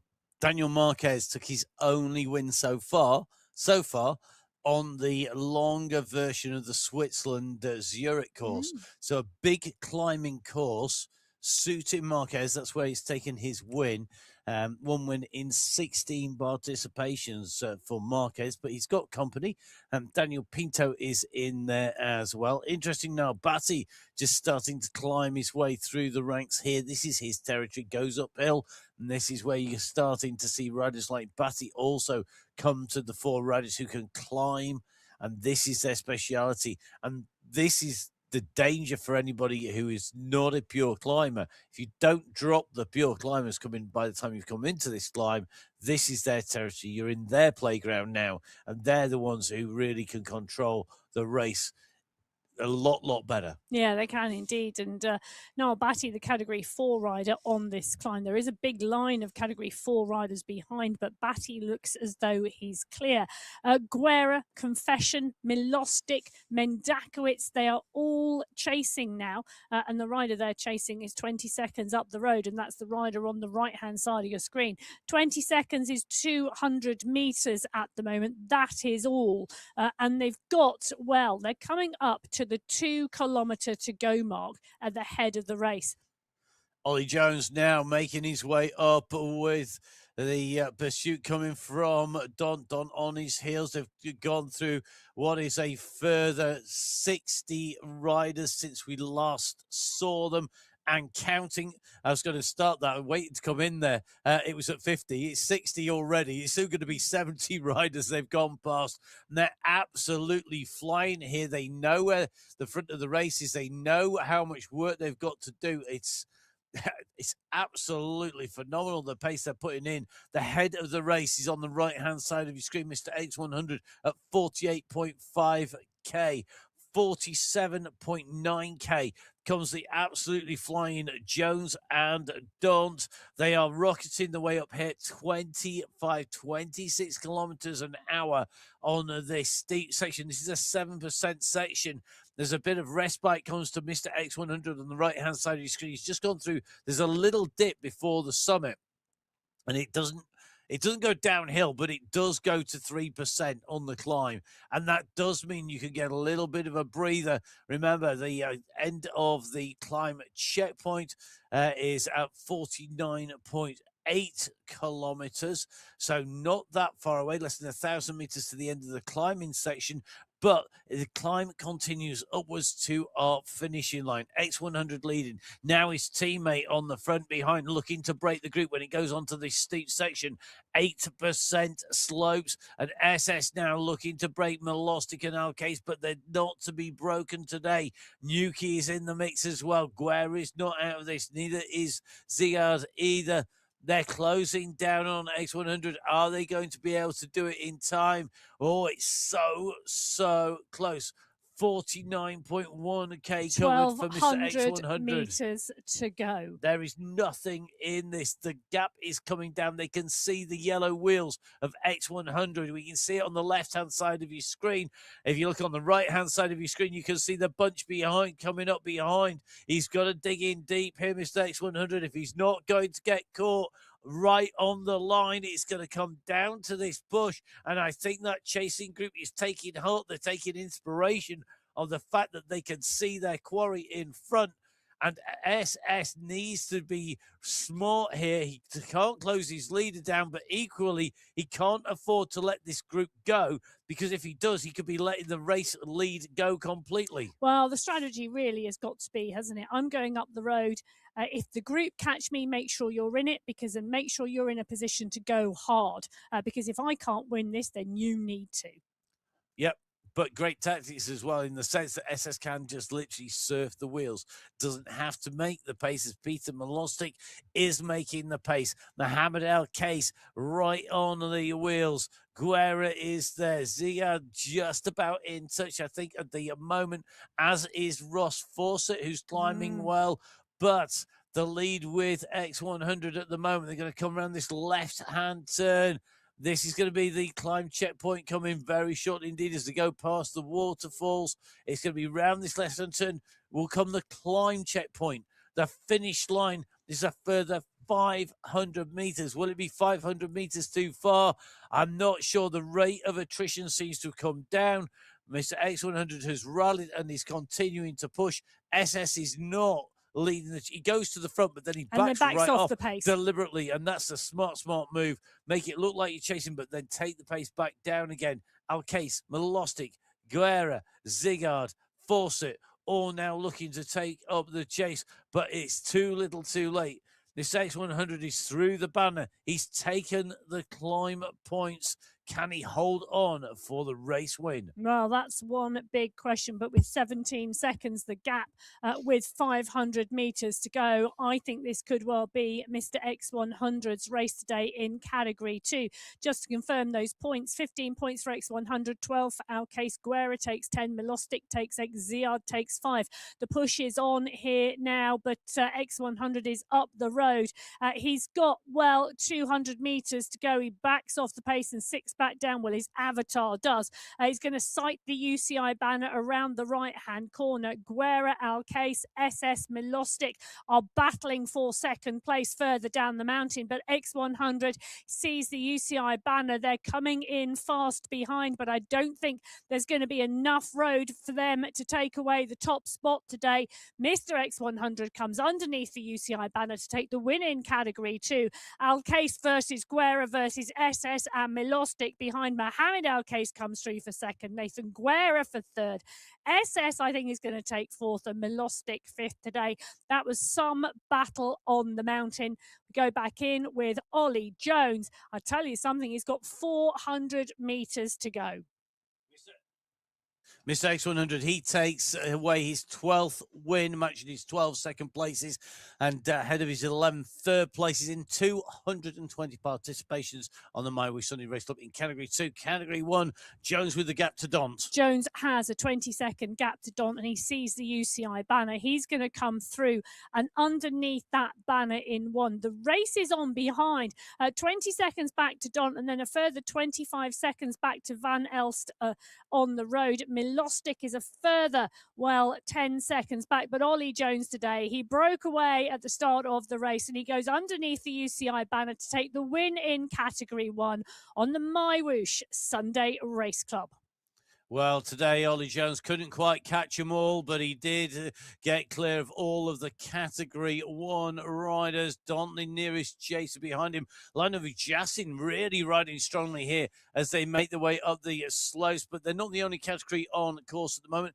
Category 3, Daniel Pinto taking away the winning Category 3 ahead of Juan Gallo, Daniel Marquez, Antiponi, Nicole Cansaro, Samuel Josh, and Diego Ponzi making the way to the line. Yep, they are indeed, as we watch Stefan Van Elst push through for what will be third place today in Category 1. Jones in 1, Daunt in 2, Van Elst in 3, Lyndon Milostic just seconds behind him. Fabulous climb from the young rider from Australia who's going to come through for fourth place today. And then Lionel Vujasin looks like he will come through in fifth. Van Elst, you can see the work being done on that final climb on your screen. You can. Category 4, Noel Batty taking in the race from Marvin Angarita, Diogo Oliveira, the rider in third place. It is a really, really frantic finish with all of these groups coming together at the same time. Jones in 1, Daunt in 2, Van Elst in 3, Milostic in 4, Vujasin in 5 in that Category 1 race, with riders coming in over the line as we speak. So our riders are literally coming through live here on the MyWhoosh Sunday Race Club. Don't forget, of course, you can catch up with all of these race results on mywhoosh.com/results. Go to the main menu. Don't forget, of course, you can get lots of information on the MyWhoosh info pages as well. So the riders making the way in. Let's see just how it pans out. Emma, what a race finish. It was fast, it was furious, it was frantic. All the F's here today. I mean, it was fun as well, which was great to see. Yeah, it was. And, that final climb, the big packs came into that final climb together, and the riders with the climbing legs rode clear. But, there was not a lot of gaps out there at all. And where there were gaps, they were closed down. Some fabulous racing. And Ollie Jones and Ruben Daunt, all credit to them in Category 1, going clear so early in that race. You would never expect it with that big, long, flat section for 45 kilometres because, you just wouldn't. And they did. What a brave move. What a great move. And that duo worked together to go clear. And then Jones riding away from Daunt on the climb to take the win today on the Sunday Race Club. Absolutely brilliant. So let's run through our categories one at a time here on the MyWhoosh Sunday Race Club. Remember, all the results at the moment are provisional until they get stamped as verified. Ollie Jones taking the win, 1 hour, 12 minutes, 15.639 seconds there. And as you say, Emma, I couldn't agree more. Jones and Don, a masterpiece of taking the riders by surprise, putting in the effort, and then it just left them clear. Nobody was going to go after them. They were all too busy protecting and racing for their own position. Yeah, by then. let's just be clear. You know, the course record's 69 minutes. They were a long way outside the course record, but 2 riders going solo, you would expect it because, you know, a big pack coming into the base of the climb and then a big push on the climb is what's going to give you the fastest time on this course. And that wasn't today, but it was some great racing. Van Elst, Milostic, Vujasin finishing in 5th place there. Good ride from Ricardo Panizza as well for 8th there. So some great jobs being done out there in Colombia. Yeah, 25th win on the Sunday Race Club for Ollie Jones here today. Mr. X100, the rider sitting in 2nd place in terms of the most participations, used some great skill to take his 12th win here on the Sunday Race Club. Taking away the win in Category 2 on a great vein of form after having defended his overall MyWhoosh Championship title earlier on in the week to make it 2 in a row there. Mohamed Al Kay's coming through for 2nd, Guerra in 3rd place. So what a top 3. Well, what a top 12. Yes. Because the top 12 riders under the old course record. Wow. Really? That was a really, really fast Category 2 race out there today. Yeah. So the previous course record, Brilliant. 1 hour, 14 minutes and 20 seconds. The top 12 riders underneath that time today. Shows how brutal that racing was today out there. Let's move from Category 2 to Category 3, where Daniel Pinto took away the race win. He had a 17-second gap from the nearest riders, and Gallo coming in just ahead of Marquez, who's a couple of seconds ahead of Pony, then 5 seconds back to Cansara. You could just tell how hard that race to the line was, but Pinto taking that clearly in the end. Yeah, and Pinto taking the course record just today. So great riding and racing out there. And, you know, Cansara, Josh, Ponzi, Notes, Forster, Conda, all coming through there. And there were some small time gaps out there in the end. Yeah, it's quite close, wasn't it? A bit further back. Let's go from Category 3 to Category 4, where we saw the climbing specialist come to the fore in terms of Niall Batty taking away the win. Interesting to see a man who took a stage win in what was effectively a sprint on the MyWhoosh Championship take away 2nd place there. Not in a sprint, but on the top of a climb. Marvin Angarita, we know his class, and I think he showed that there, that class is class. It doesn't matter what the terrain. Yeah, and I think, you know, you look at the times of the rest of the pack, that was a big pack coming in together. Oliveira, Pino, Menendez, Rushma coming through, finishing in the top 6. Arcilla putting in a great performance there for 7th, and Perdancini and Petter rounding out the top 10. So that was Category 4. As we move to Category 5, our penultimate category will be bringing you in the men's race, where Manuel Oliveira took away the win by 32 seconds. I mean, it's a huge margin to put in. The rider who took 2nd place, Andre Gravescu, a rider who was battling it out in that young riders competition in the MyWhoosh Championship early on in the week, ahead of Artur Michalek, Julian Tavares and Alexei Navronni. Great racing again here at big gap, 32 seconds. Yeah, and Santiago Londano coming up into Category 5 from Category 6, putting in a really strong race to finish in the top 10. So interesting to see that as well. Yep, 100%. Let's move across to the riders in Category 6. You can see the climbs competition taken there by Vladimir Toro. However, the race win going to Peder Valldal. He takes away the race win. 9 seconds his gap. So another, it's a clear win. it's not the biggest margin, but it's still clear he didn't need to worry in those last few seconds going to the line. And they were 3 minutes outside of the course record, so it wasn't a fast race in Category 6, even though we saw the group split really quite early. It still was a big group, but, 35 riders went into the base of the climb together, but that wasn't the 76 on the start sheet. So it pretty much halved the race field by the time we got to that 45-kilometre mark, and some great racing on that final climb.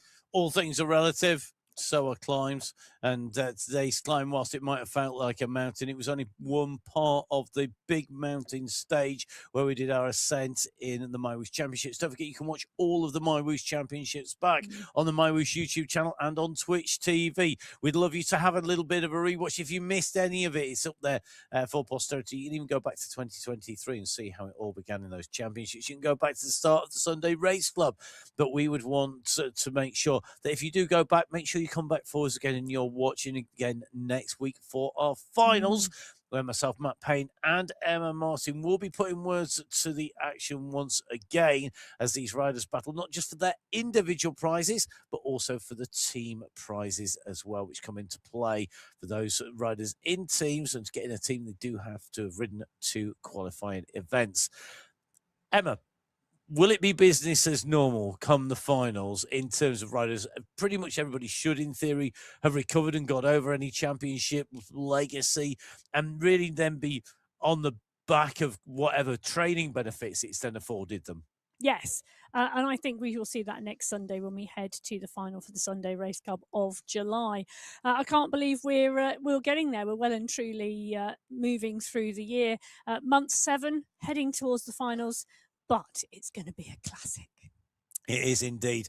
So don't forget to make sure you follow MyWhoosh on social media for all the updates on social media. And I have been watching the congratulations going out to the champions of the MyWhoosh Championship and the team winners. Watch out for the review show from Emma, myself, and Hayley, which is going to be on our podcast inside the race. So follow that at MyWhoosh Racing. We've also got an update on the qualification process for the World Championships. If you're interested in that, that is going to be coming your way very, very shortly. It's going to be literally, hopefully, with you before the end of the weekend as well. Don't forget, of course, make sure that you download the app on iOS, on Android, and on Windows to make sure that you're out and riding, and even more importantly, racing on MyWhoosh. We would love to see you there. We'd love to see you on the Sunday Race Club. But from Emma Martin, that you can get in touch with at biking_Emma. From myself, Matt Payne, who you can get in touch with at MattFixerPayne. Make sure you enjoy your riding. Get yourselves ready for what is going to be a great finale for July. We'll be there. I hope you'll be there too. Until then, from Emma and myself and all of the team, stay safe. We'll see you soon. Goodbye. Goodbye.